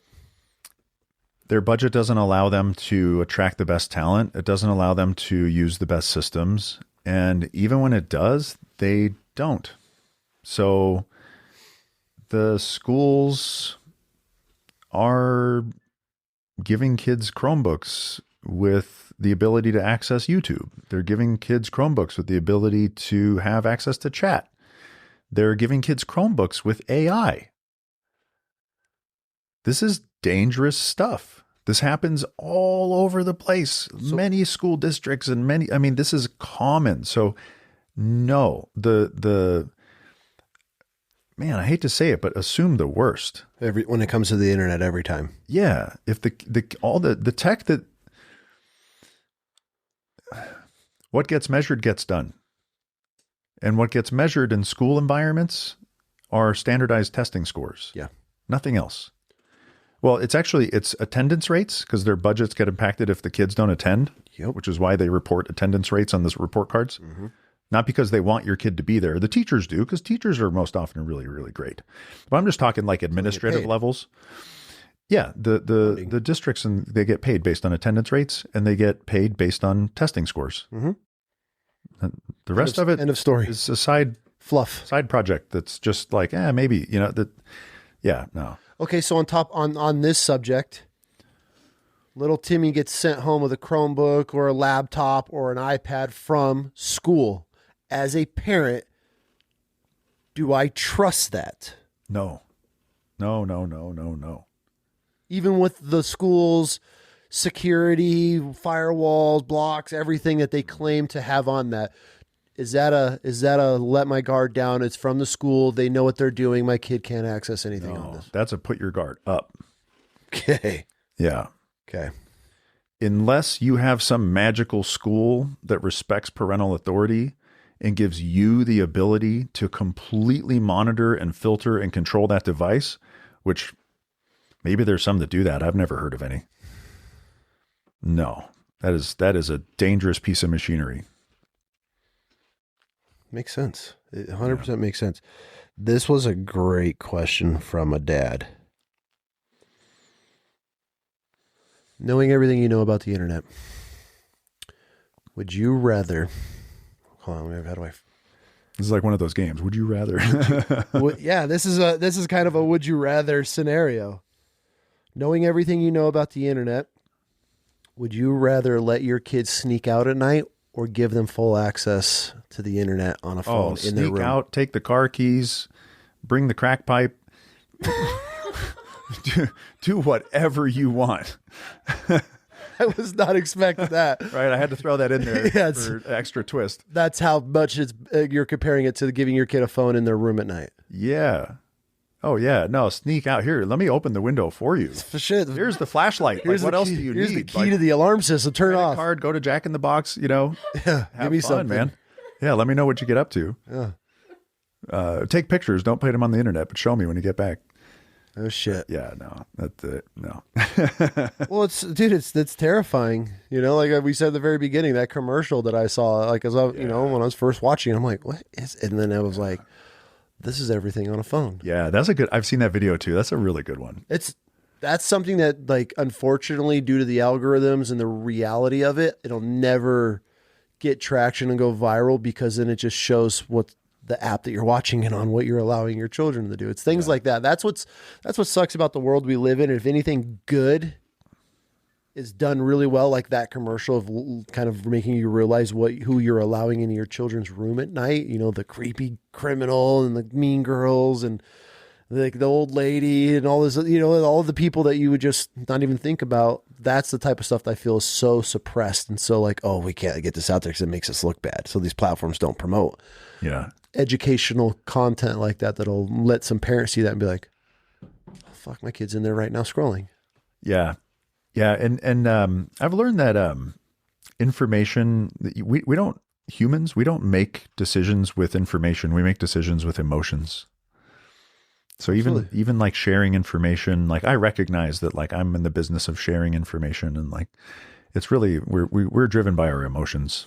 Yeah, 100%. And as are these platforms, they're in the business of manipulating our emotions and stuff. Mm-hmm. So yeah, it's tough to make, to have those things make a positive impact. They do somewhat, but maybe not as much as you'd want. Yeah. This is an AI question. First one. If I post a video of my child speaking online, can their voice be duplicated? Oh yeah, 100%. Easy. How are they using those? I mean, the whole the concept of a deep fake, it's used to make deep fakes, so a deep fake is reproducing somebody's likeness. Okay. And their likeness is how they look, how they move, and how they sound. And so it doesn't take, I don't know what the exact number of seconds is, but it's not many seconds of audio of somebody's speech patterns that you need in order to reproduce their speech in a deep fake. And then somebody can take that and call you as your kid's in distress. Mom, hurry, I'm stuck. Can you wire me $100? Yeah. Is that what they're doing with these? I mean, so if I cloned my kid's voice, like, how are they using these besides, that's where my mind goes. They're going to try to extort me for money, playing that it's my kid and she's stranded somewhere. It's, so that's possible. Okay. I don't think it's common yet, because the technology for it is, it requires a level of tech savvy in order to take advantage of that. But it's possible right now? It's very possible. Okay. So I'll tell you that the most commercially available, biggest tool you can use is called 11 Labs. And that's what they do. You feed them your voice and then they recreate it so you can have it say other things. Yeah. And it's a really powerful tool. It's a good tool. The thing is, I am concerned with how things are used now. Mm-hmm. I'm more concerned with how things are going to be used in the future. Oh, for sure. So every piece of data that you put on the internet right now, I'm thinking 5 years ahead. And right now, at the rate of change that occurs from month to month, the doubling of capability that occurs every so many months in these generative AI systems. Terrifying. Yeah, like this time next year will be a completely different landscape. So if you put your kid's voice on right now, it's sure, what are it's going to be used for right now? What's it going to be used for 6 months, 12 months, 24, 36? That's the concern. And we can't even imagine some of the stuff yet. But will it be used to fool us as family members and parents and trick us into things? I mean, yes, absolutely. Or fool us into believing that a politician has said a thing, or that an influential person has said a thing. Yes. It's going to get interesting. Yeah. Yeah. The internet is, gets more dangerous by the day, and it should be avoided more and filtered more by the day. Like we need to treat it as a very, very dangerous place, and don't go out there and drop information into it without assuming that it will get used against you or somebody at some point. It's coming. Yeah. It's coming. What's the best advice for parents who feel too far behind to be able to protect their kids online? Is this something that you offer? I'm a parent.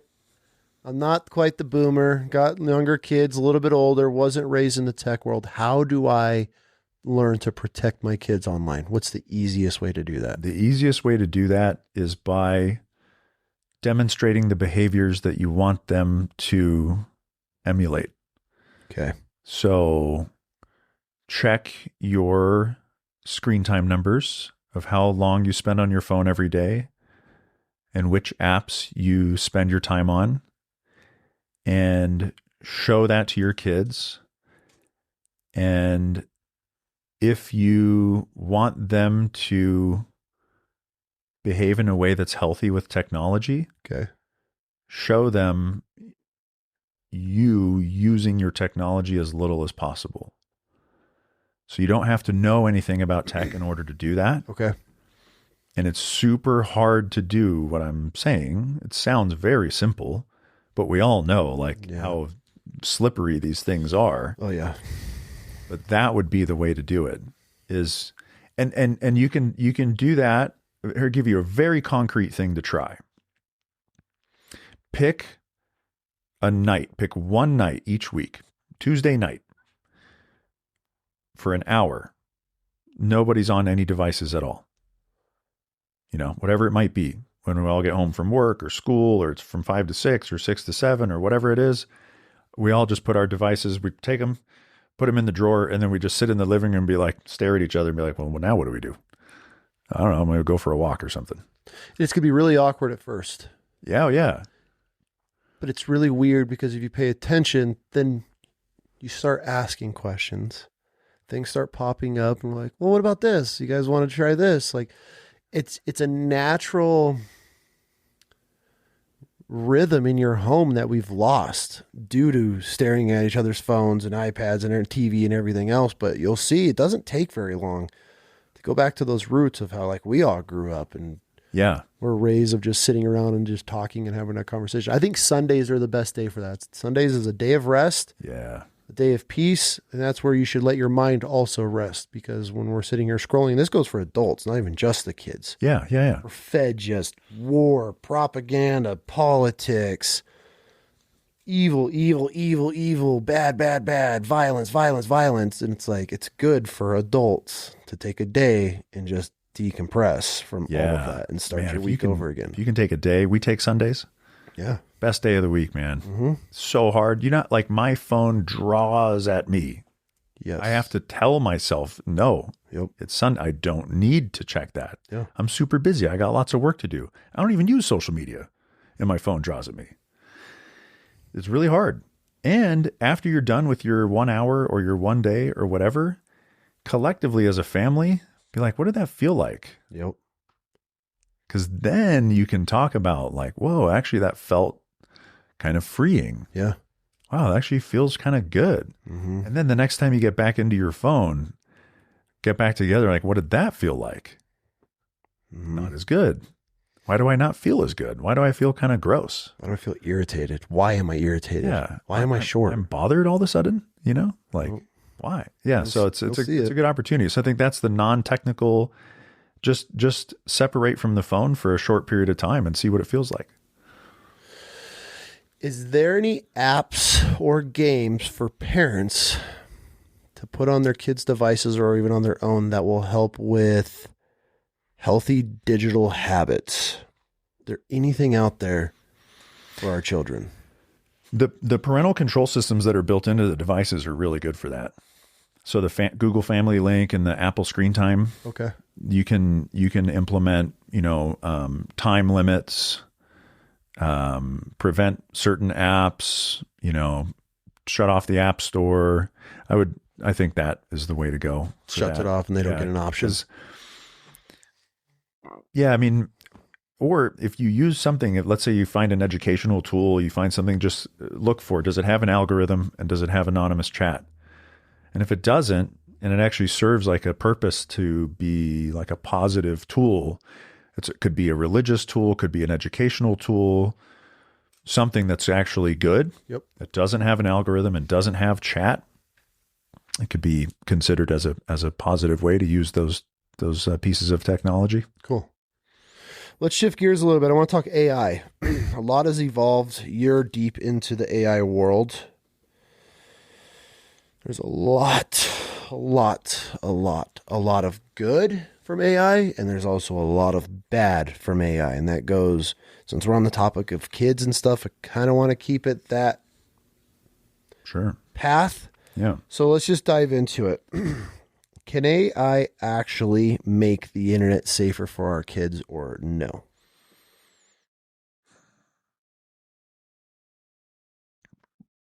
Probably.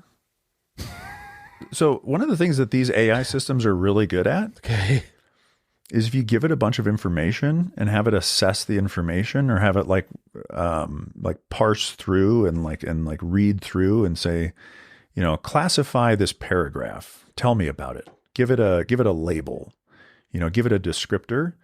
These AI systems are really good at stuff like that. And so, yeah, AI would be a really good way to, flag something. There's actually some existing systems now that are trying to help kids browse the internet. There's one called FrameBright. Okay.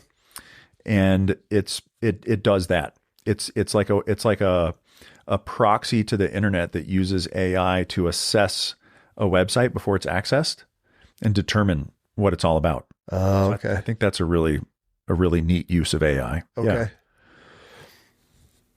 Are there any AI tools that can help parents detect grooming before it happens, or as it starts to happen? Is there anything out on that exists like this? Yeah, in fact, the surveillance tools that we talked about before, like Bark and Guardian and Custodio and all these, a lot of those surveillance tools look for that specifically. And they depending on the tool, sometimes they can read any app. Sometimes they can only read some apps. So you have to look carefully to see which ones they can monitor. Okay. But they do try to look for that stuff. Yeah. I guess we should probably just cover AI real quick. Sure. Just what the hell is AI, since it's such I don't want to say new thing, but it's growing every day. And if there's still people that are fighting it, and then half the world jumping into this train, I guess in a brief description, what is AI? It's a word prediction machine. And so if it uses a concept called a neural network, which is very similar to what we have in our brains. Okay. So if I say the word cloud, what words do you think of? Rain. Okay. And then I think of like airplane, like weather, right? So you have these associations. Okay. If I say the word peanut, what do you think of? Peanut butter. Peanut butter, yeah. I thought of a baseball game. Okay.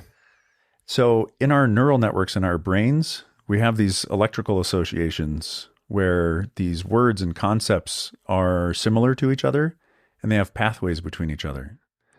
And so the AI systems do the same thing. So they store information and they give the information relationship scores. And so there's a relationship score between peanuts and peanut butter, or between clouds and rain.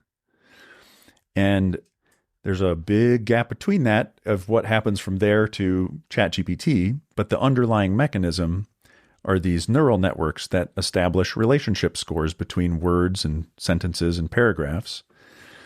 And they are these giant word association machines where they can, like, if you're as ChatGPT is replying to you, Yeah. it's as each letter hits the screen super fast. It's referencing its neural network and seeing like what is the most closely associated thing that comes next. And so these systems are in the business of replicating human communication. And so that's why they're so tricky, is because it seems like there's a person. It seems like it's intelligent.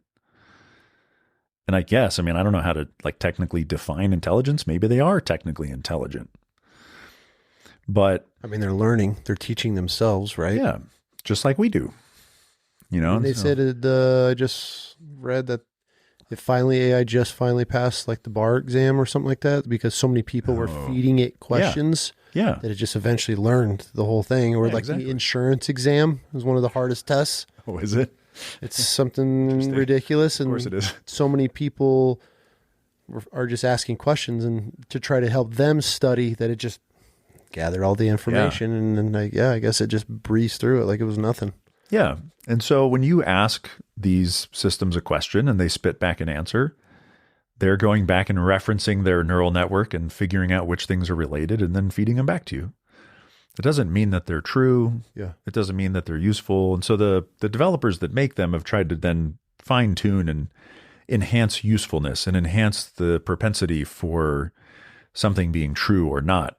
But, you know, there's a stat that's like 40% of the references that these things reference are from Reddit. And Reddit is just random people saying stuff. Like a Wikipedia in a way. Yeah. Yeah. So it's That's terrifying. And that's what we're learning. Like that's what these kids are. That's what we're outsourcing our thinking to. Reddit. You know, Reddit posts. Reddit has since like tried to turn off their ability to get scraped because they were, you know, upset about their data getting used and whatnot. But yeah, I mean, it's a really, really fantastic demonstration of word generators, or even like the image generators and the video generators. At the end of the day, what's underlying everything that you see on your computer screen is a bunch of zeros and ones.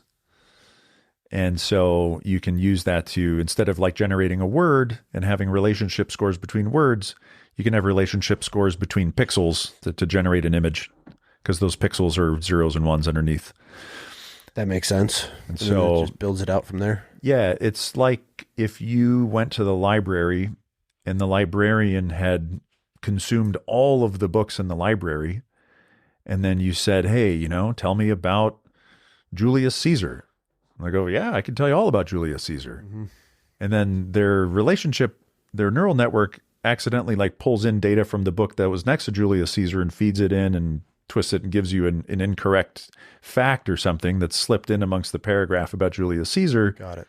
You're not going to know, but it'll give you a fantastic little report on whatever topic you want.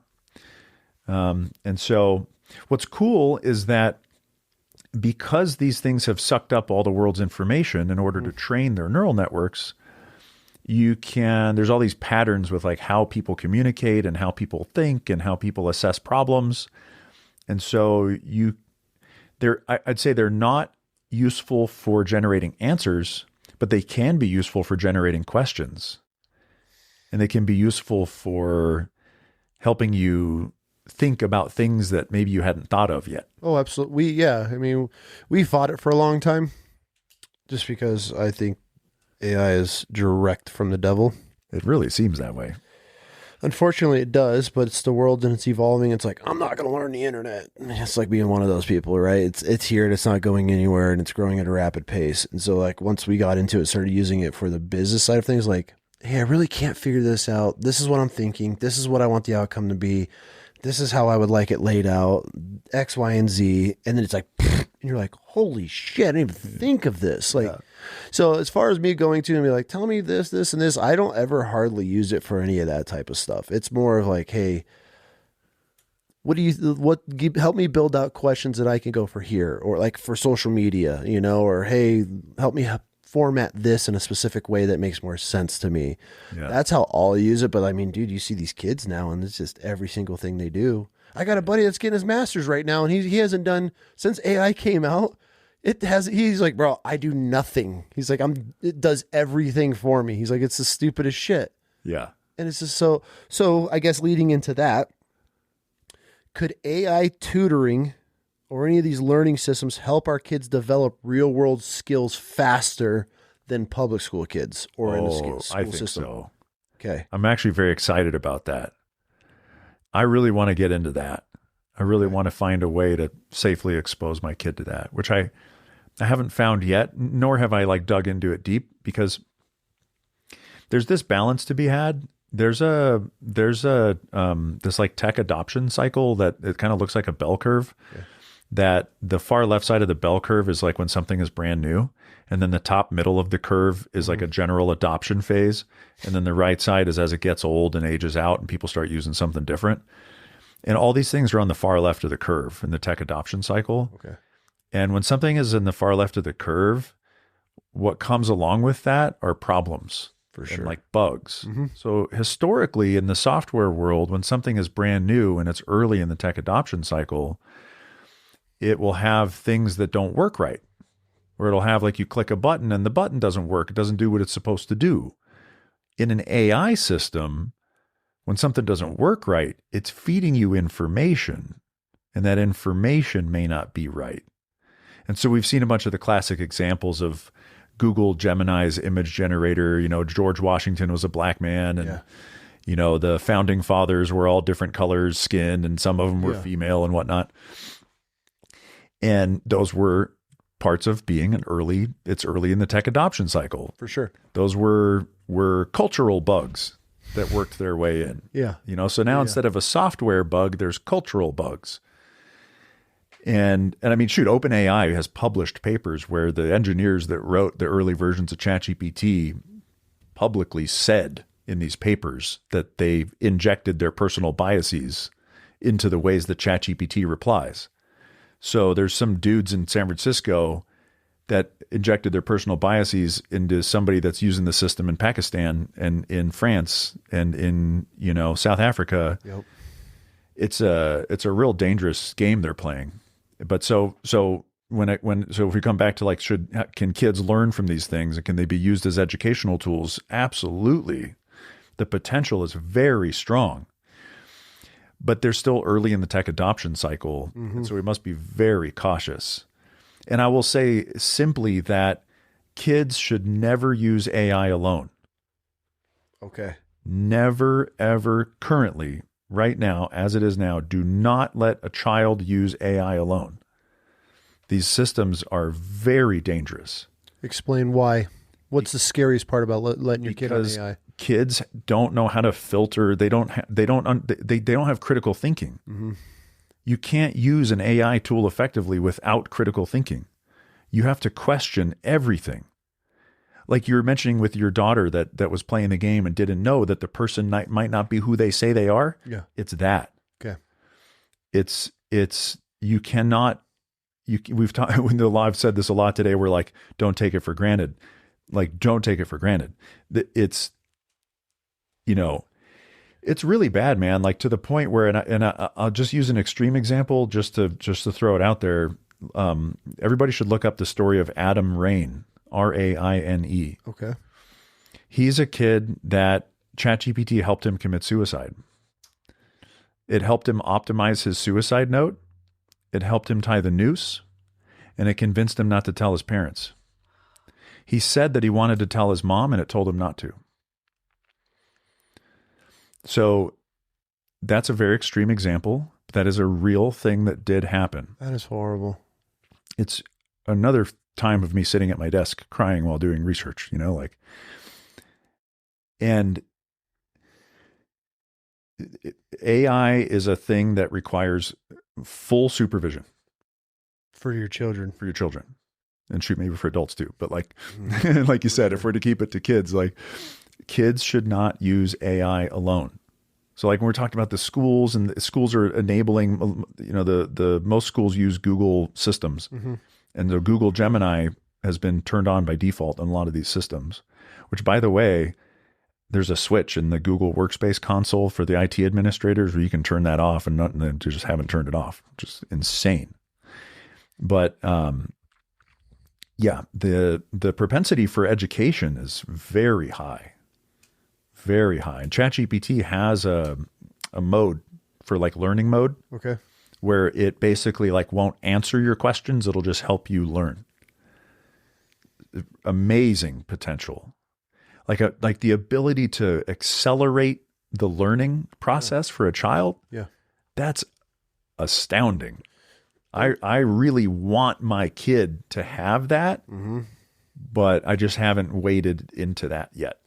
There's a school that we've been looking at, and they brag like, and these kids, I mean, what sold me on it, there was like this 11-year-old kid, and he did a project on like Airbnbs for this specific school that's just all AI. But the kids go in and they're using AI to build, they're teaching them everything, how to use it and the spider webs of it. It's like 10, 11-year-old kids like, yeah, me and my buddy, we built a whole entire Airbnb business plan on it, and they actually implemented it. Now these two 11-year-olds have their own Airbnb business where they're like buying homes and shit off AI from the school. And I'm like, okay. Yeah. But then at the same time, like, do I need my kid that deep? I'm like, yes, we started businesses with our kids, but it's like we're baking bread and doing farmers markets. Like, do I need my kid, my 11-year-old running a fucking Airbnb business, at 11 years old? Yeah. But it just goes to show, like, okay, it's there, but like, I don't think they're just turning these kids loose with AI programs. Like they go to a physical school. I think there's an online portion of it too. That's what we're really looking into, because we missed the curve, obviously, with her being a little bit older. You're on your own now, kid, but good luck. Godspeed. But with the little one, we still got some years with her, and I want to be able to sculpt that one, Hey, well, and it's, we're always learning, right? So 100%.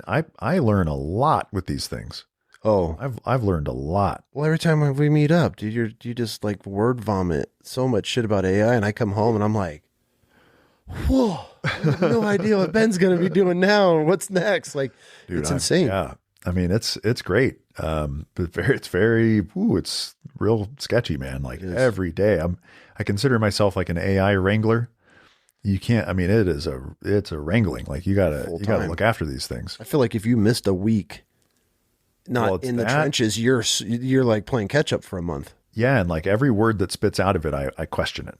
Oh yeah, I'm like, that's probably false. Well, we catch it all the time, especially on math and stuff, like certain numbers, because the wife's really good, and then we'll do something. She's like, and she'll do it herself. She's like, wrong, and then you'll ask it 4 or 5 times, and it'll give you the wrong answer every single time. There's some math questions she has, and I'm like, just chat.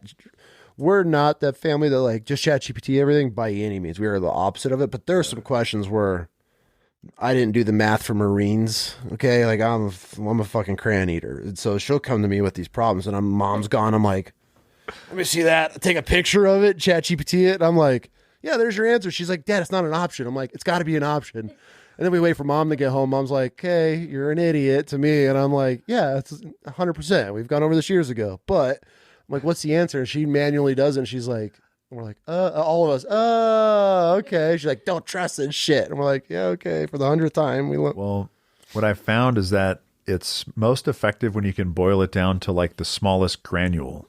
Yeah. And so if you take like a math problem, and there's a process to math, and there's different components to a math problem, if you can have it help you determine what the subcomponents are of the problem solving process, and focus on each component at a time. Yep. It could be more useful than if you give it a problem as a whole, and then and then you don't have it break it into pieces.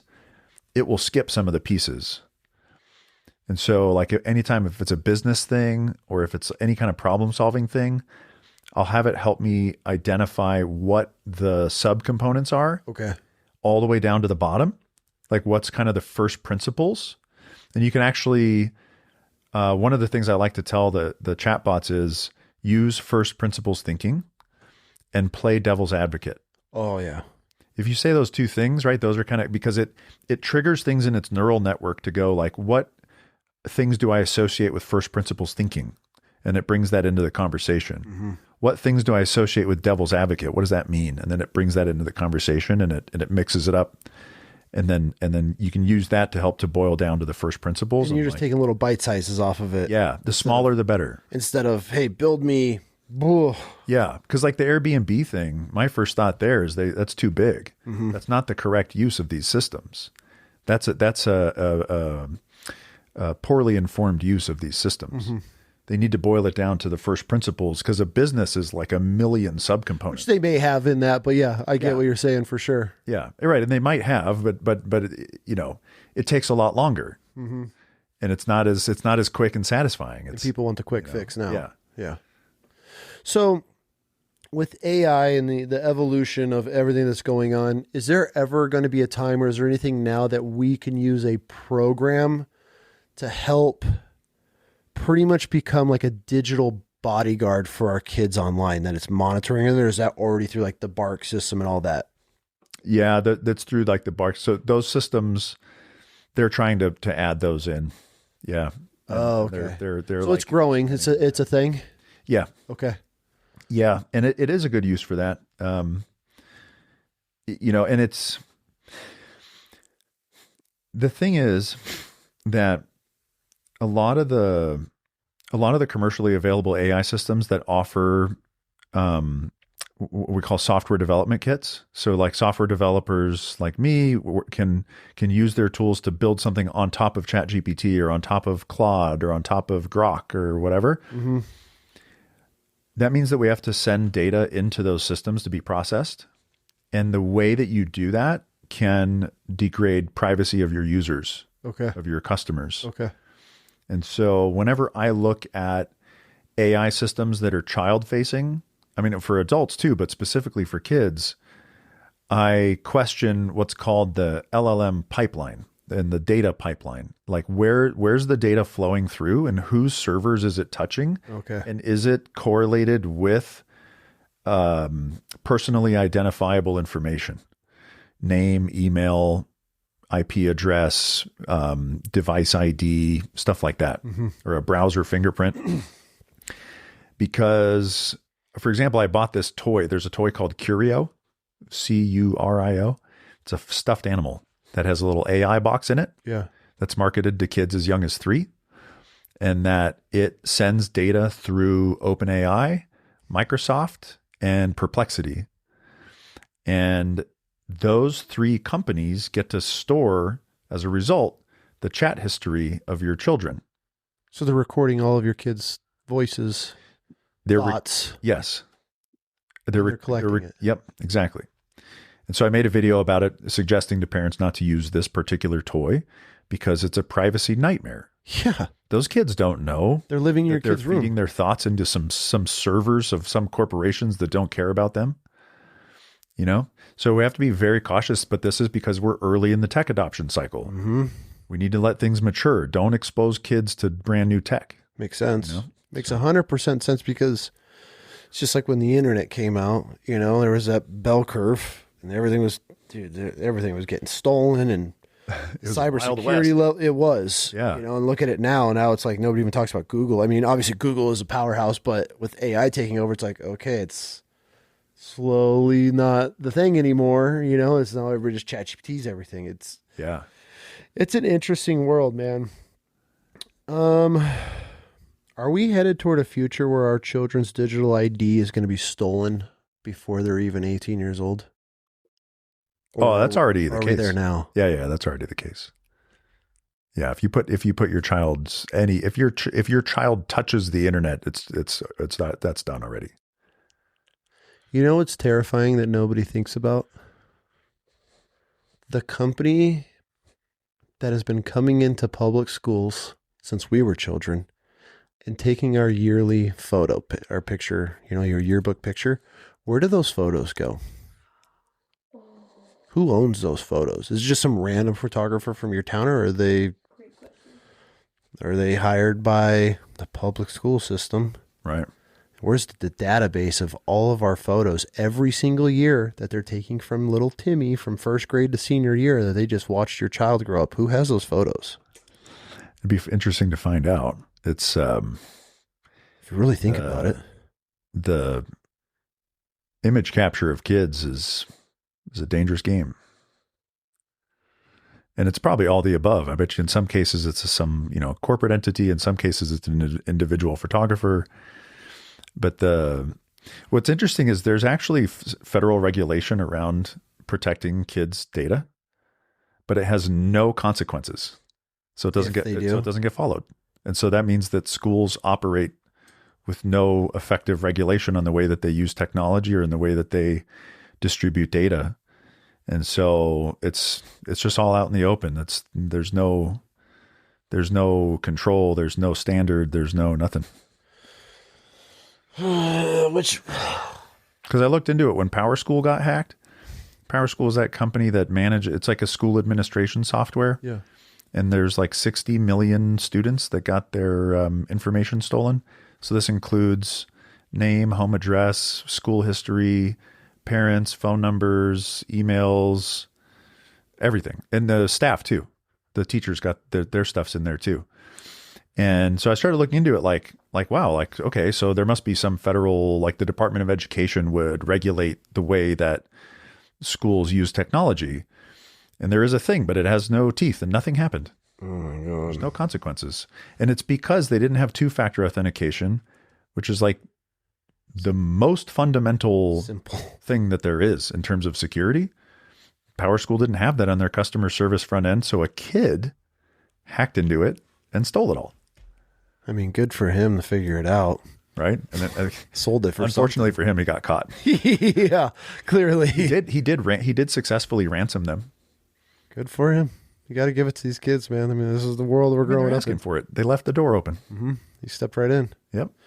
Do you think that there's going to be a time, which I'm sure it's now, where AI replaces human interaction for children and they just develop this whole entire personal relationship with AI?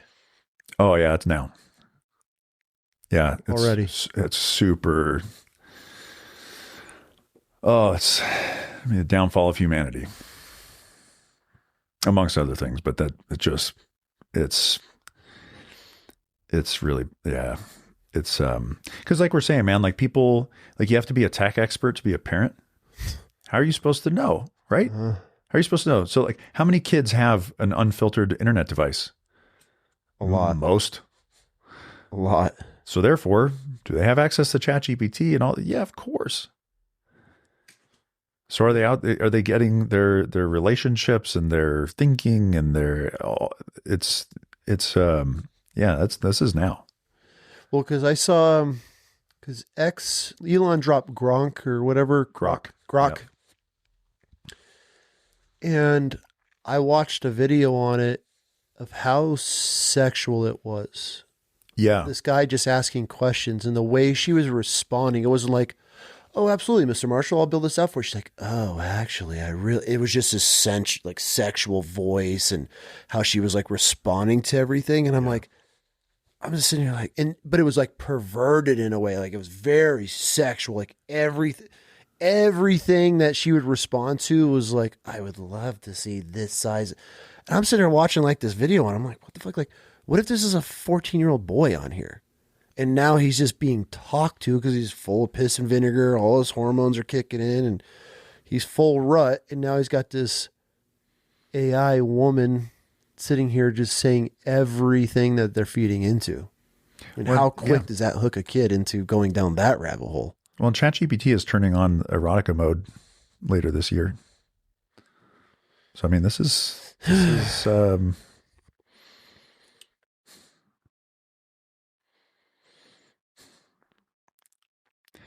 I don't even know what to say.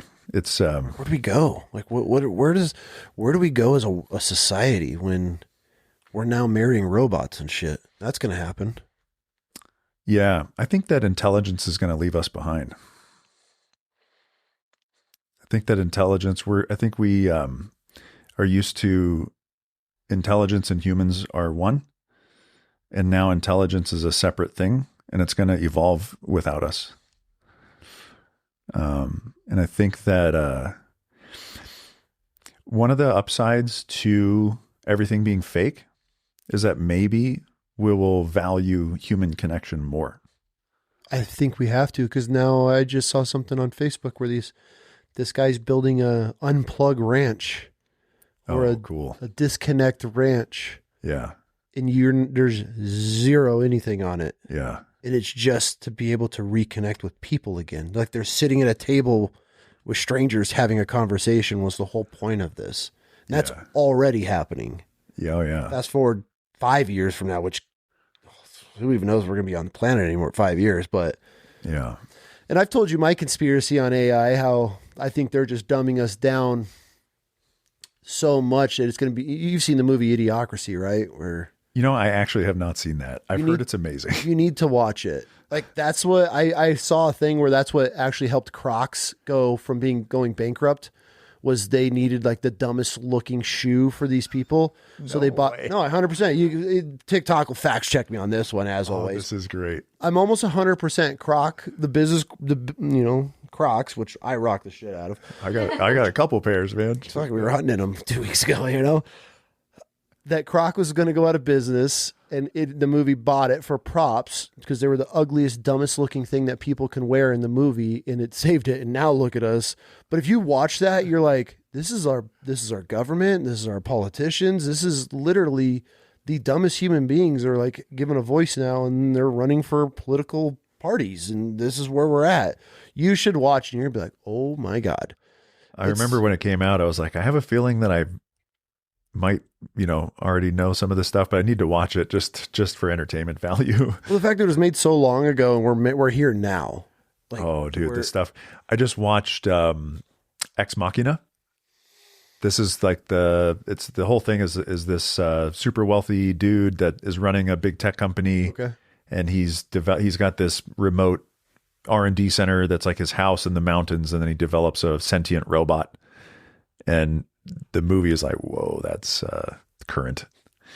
There's a lot of this stuff or the movie Her. Okay. Have you seen that one? That's where the Joaquin Phoenix, I believe it's Joaquin Phoenix, he develops a relationship with an AI in his computer. Oh no. But the movie was made before the stuff was real.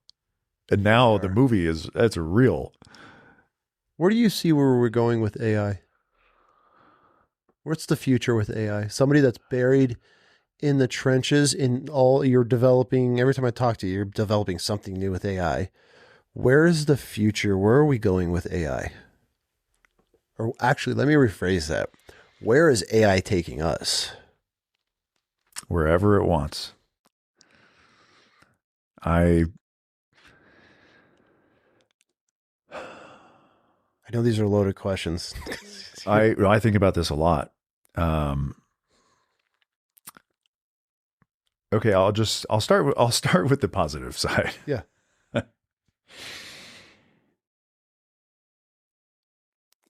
I think that we'll have actual distributed private personal computing.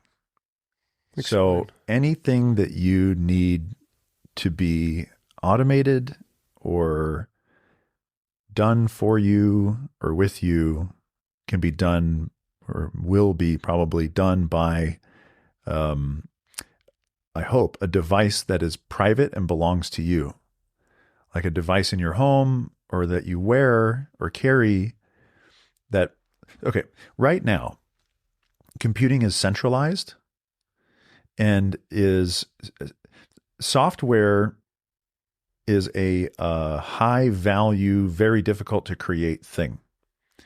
And so all the software we use is created by centralized entities, by corporations, because for most of us, we can't create our own software. Yeah. And so we use software our phones, like for phone calls, are running on software. The data that flows from our cell phones to the cell towers to the servers are using what are called software-defined networks. Okay. There's software at different levels that run all the tech that we access that we completely take for granted that's invisible. The ability to communicate, transact, all of commerce, all of industry, all of government operates on these centralized computing systems because they're so difficult to create and so difficult to manage that there's only a handful of people in the world that can do it. And so they're done by Google and Microsoft and OpenAI and all this stuff. So the ability to replicate like human words so that ChatGPT can spit a paragraph back to you, that is also being used to spit back code. So you can now have an AI chatbot help you write code. And where that's going to go as it continues to develop, because what these AI systems are best at doing the things that their creators are good at doing. Okay. And they're created by software developers. So they're really good at code. And so what that will enable is like if I want to have a communication system, or if I want like I don't know, like a photo storage system, but I want my own.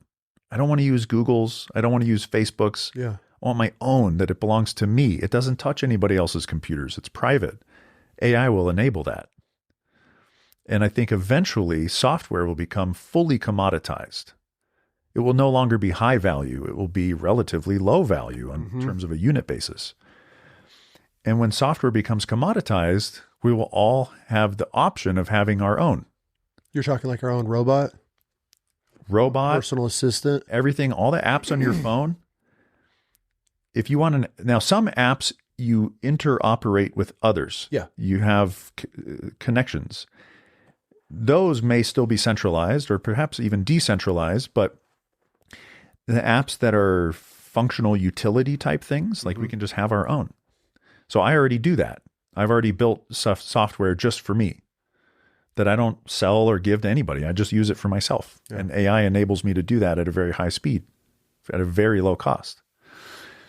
And so I think that we will have, like Microsoft in the 90s used to have, if you go, there's this show called Comdex in Vegas every year. And I went when I was a kid, and it was like my dream, like Nerdland. It's, millions of square feet of tech.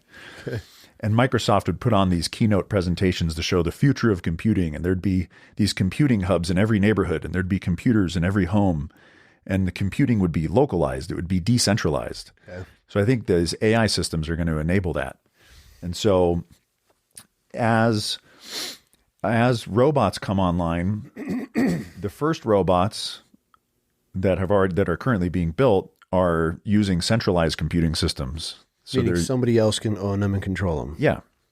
But the ability to commoditize software that will let us decentralize our computing systems will allow us to have private robots. Your own personal robot. Yeah. And so my robot won't be controlled by anybody but me. It's not nobody's system but yours. Yeah. And so that's like actual private computing. Do you think it'll get to the point where we could use these robots against each other? I mean, yeah, absolutely. We already are. In Ukraine. You're talking drones? Yeah. And all of our military, so, I mean, we've been doing that forever. I mean, I saw demonstrations of that 20 years ago when I was working with Northrop. I saw the systems that did that, where we would like sit at a digital thing that like looked like you were in a movie set, and then the commanders could send robots to fight each other.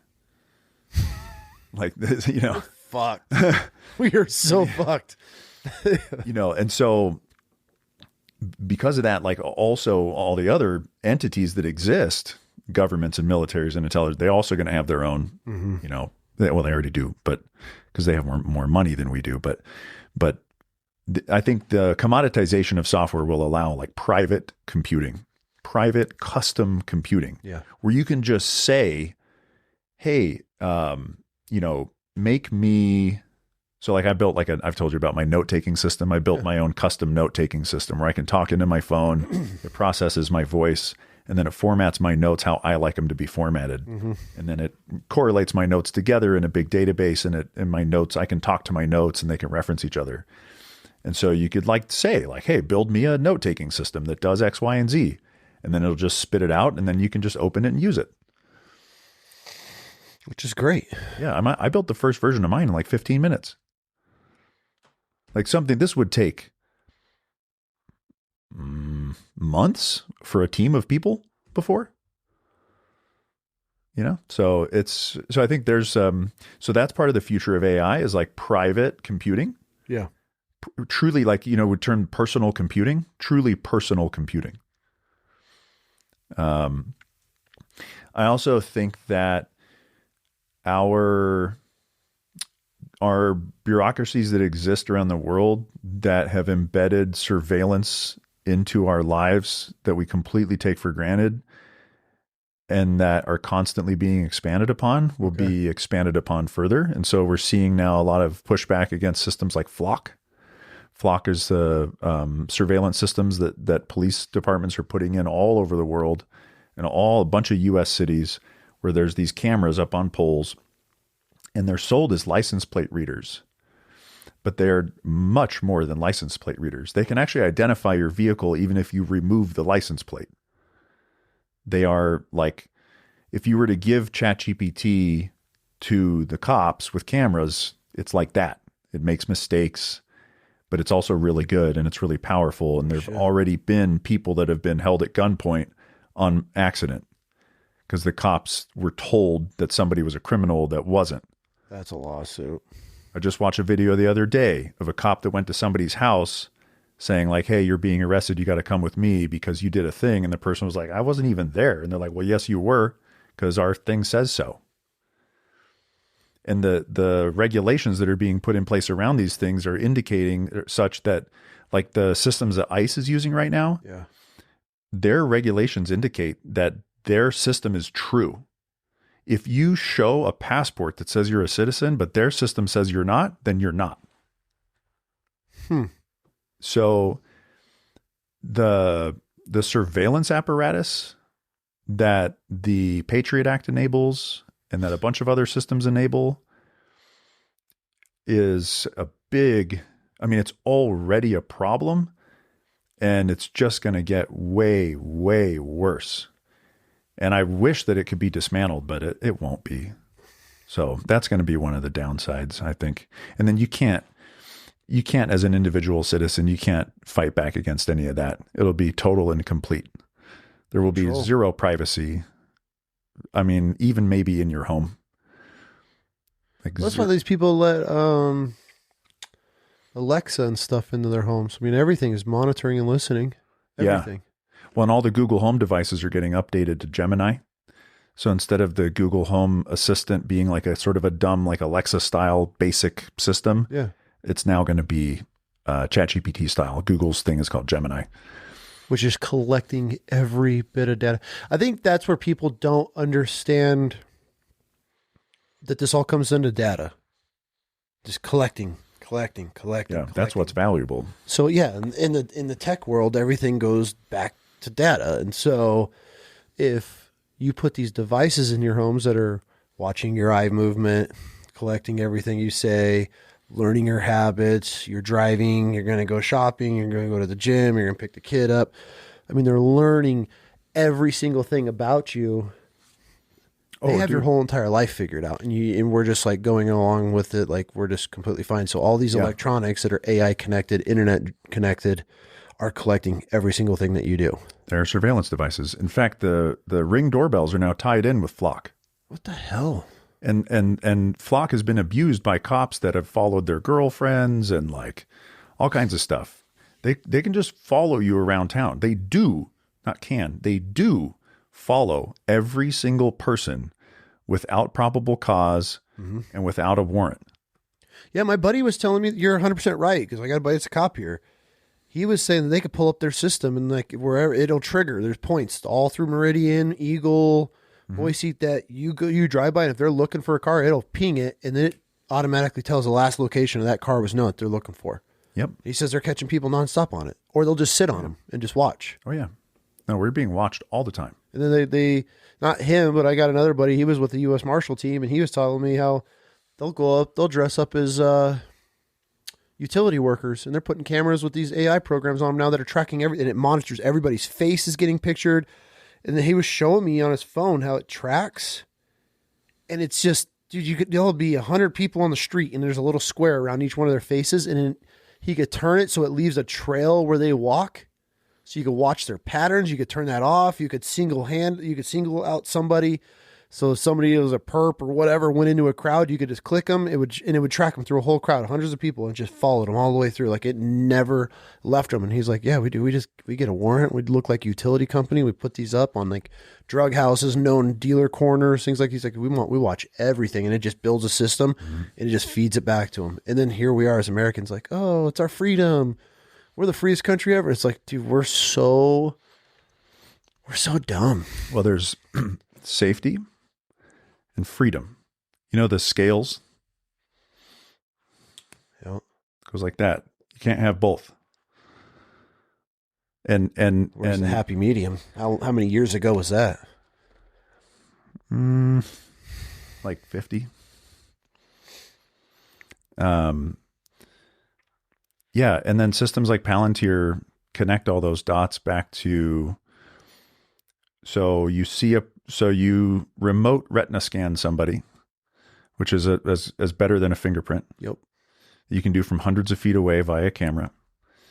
You identify them as a criminal. You immediately pull up and see their entire transaction history, everywhere they've been that day, Bank accounts, everybody they've talked to, everybody they have relationships with. They build an entire web of connection. And then anybody that's in that web now gets correlated to that criminal and is also considered a potential criminal. That's why these protests and these protesters that are like outside these ICE buildings and outside the capitals and stuff, Hilarious. they're scanning all their eyes. They know who you are. You're volunteering. A federal building, especially a law enforcement building, is like the highest level of surveillance. The company I used to work for made the sensors that these guys would use. I'm talking advanced technologies for surveillance. Years ago. That's 20 years ago. Like the stuff now, I mean, everywhere you go, you're surveilled. And the trouble is, even if we tell our politicians that, like, I'm not going to vote for you unless you dismantle this, they can't, because if a politician dismantles a surveillance thing and then something happens, it's on them. Then it's on them, because with security, you can't succeed. You can only fail. And if you fail at security, you're toast. Yeah. So there's no winning. Never looked at it like that. It cannot be undone. And so the concept of privacy, I hate to admit it, but it's gone, man. Mm-hmm. It doesn't exist. Everything's tracked. And even if you live off grid, the second you step foot in a city and come back for anything, your car's picked right back up. You don't even have to step foot in the city. If you have a phone, or if you have a credit card or a computer, those things are all triangulated and located exactly to where you are and what you're doing and who you are and who with and at what time and full history, full breadcrumb trail with perpetuity. To store everything. Everything. How much water and data, like where are we storing this shit? And in Maryland, Texas, Utah, Hawaii, Australia, UK, New Zealand, Canada. Is it true when I type in, let's just say, hi, ChatGPT, how's your day going? Is it true that uses like thousands and thousands of gallons of water to help process the servers and stuff? Like, how does it actually work? Like, so let's take Meta here, right? Yeah. Coming to the Valley. We have this ginormous data center that we're building, and then we got Micron that's doing their $500 million expansion or whatever that is. How much water does AI eat up? So, like, are we ever going to run out of this leveled question? Are we ever going to run out of natural resources with how much infrastructure in the water it takes to cool these systems and natural resources? Because I feel like it's unreal of how much people are using. I mean, just to say like thank you back to ChatGPT was using some astronomical like number of gallons of water per day. Is that true? Is that real? So to an extent. Okay. But so here's the way it works. So data centers are buildings full of computers. Yep. And they're very dense. So like the number of computers per square foot in a data center, I don't even know what it is anymore. Well, last time I operated a data center was like 2004. Okay. Now, when I was operating data centers, the computing density was high. And what would happen is so a data center is basically like a giant heat exchanger. Yeah. So you pump you pump electricity in, the computers use the electricity to function. And if you put in a watt of electricity, then you at some point have like a watt of heat. I don't know if that's the right, or it'd be a BTU or something. Mm-hmm. But you have a unit of electricity, and then you have a unit of heat that comes out, because it doesn't just disappear, like it turns into heat. Mm-hmm. And then you have to take the heat out of the building. And so a lot of the power that gets used to run a data center is actually used to operate the cooling system and like the heat exchangers and stuff. Yeah. And so when I was doing it, we had what we called hot aisles and cold aisles. And so I'd walk into the data center and the floors were perforated on the cold aisles. And then, like you'd go behind the servers and it'd be super, super hot, and the servers are all exhausting all their heat. And then the heat would get sucked up and then evacuated. Yeah. And then on the cold side, there'd be perforated floor, and there'd be air conditioned air that would come up the front and get sucked in the front of the servers. Okay. And so just cold air in, hot air out, and you just exchange it. And at that time, we would run them through coolers and then cool the air and bring it back in. The current computing systems are so dense. There's so much computing that happens in such a small amount of space that it creates an enormous amount of heat.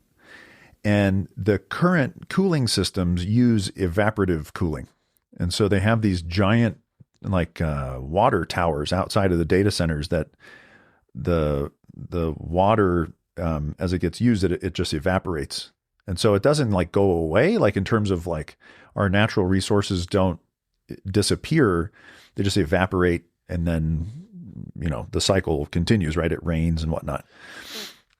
But, okay. I get what you're saying.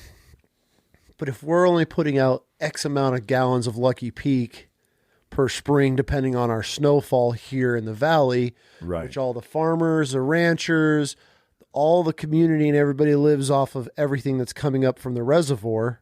Oh, now I see what you're saying. Yeah. Now you have Meta, Micron expanding, blowing those things. How much of that water, even though I know it's going evaporating, it's going back into the atmosphere. It's going to go somewhere else. I see what you're saying. How much are they using of that? As much as the local politicians will allow them to. So that's what it's going to come down to when we start running out of natural resources. Because what I'm afraid of here, which it's already happening, it's such an incredible area, but it's turning into an even Matt Todd with the ranch, he could deny that we're fucking turning into California all he wants. Love the guy, but it's clear, when's it going to get to a point when now our politicians are doing this, now our electrical bills are going up, our water bills are going up, everything's going to start increasing because we have natural resources that these tech companies are going to need. How long until now we're in California and we got rolling blackouts again for whatever reasons, or hey, neighbors are ratting on each other because we do live in the high desert here. Yeah. I'm sure you rewound 20, 30 years ago in California, you'd be like, hey, you're going to be calling your neighbors out for watering their lawn or washing their car. Right, yeah. Are these centers using that much? I mean, and obviously it's not slowing down. It's only expanding. You look at all the future growth for these businesses here, the projected business or projected growth. I mean, dude, you're like, where are we going to get the water from this? Yeah, it's a good question. I mean, what I've read is that so in a data center, data centers are very carefully planned and very carefully placed, and there's lots of contracts that have to occur in order to facilitate the operation, like the building and then the ongoing operation. And so you have a bunch of major contracts with utility companies, for power and water. Yep. And during the design phase, you estimate your needs. And you say, we're going to need this many gallons per hour and this many, kilowatt, megawatt, gigawatt hours, whatever, of electricity. From what I've read, there's been some underestimating of resource consumption. And then when it actually is operational, they are consuming more. And then the utility companies are facilitating the additional consumption because they're often public utilities. Yeah. And the public utilities are regulated by the local politicians who want that business to be there. And so the data center is the demand side, the politicians are the supply side. And it seems like in some cases the supply is out, or rather the demand is outrunning the supply. For sure. And the citizens that, you know, drink that water or use the water for farming are being left as secondary consumers. Mm-hmm. I think it's going to happen here pretty quick. Yeah. I mean, you know, and there's an efficiency thing, you know, with every new major cycle of technology, there's like, you start off as being very inefficient and then you find efficiency. Mm-hmm. And that's happening. But what's also happening is that as you gain efficiency in these AI systems, you gain headroom. And then so the developers of the systems make the systems bigger and more powerful to consume the headroom. Constantly expanding. Yeah. So the efficiency right now, we don't see it affected in the utilities. We see it affected in the ChatGPT getting smarter. Got it. Now, you know, if it enables nuclear fusion, if AI enables us to get to nuclear fusion faster, or these other forms of more efficient systems now, but I don't know how those things get cooled because you still have to cool them. So there's some data centers are being built in places where you can actually submerge the data centers in cold water. So you take a natural, very large body of water, like a lake or an ocean, and you submerge the data center. So that's been something that's been worked on for a long, long time. I saw prototypes of that in like 2005, 2006 that Microsoft was doing, where you seal up a shipping container that's full of computers and then you just put it in a body of water and you use that. What's that do to the ecosystem? I don't know. I mean, it probably, like, it'd be interesting to see if you would, how much heat that box would emit and what that would do to the local ecosystem around it, you know, and like how big does the body of water have to be affected or not affected? I don't know, but we got some interesting times ahead of us. Yeah, for sure. And so I think, you know, I think the with AI to bring it back to, like, to sum it up is don't let kids use AI alone. Yeah. One of the most important things I think adults can do is to learn AI and to, like, test it and find its boundaries constantly. Yep. Because you have to teach your kids how to navigate it. If they're not old enough now, then when they do become old enough. And the only way to do that is by doing it yourself. Mm-hmm. Nobody else is going to teach them the right way. Now, how feasible is that? It's not very feasible. Yeah. But we still have to try. Yep, absolutely. You know, and that's just demonstrate, show our kids that it's okay to be bored, and show our kids that we control our technology and that it does not control us. I love that. That is very, very important. I love that. It's going to be the title of the episode right there. There you go. Write that shit down. I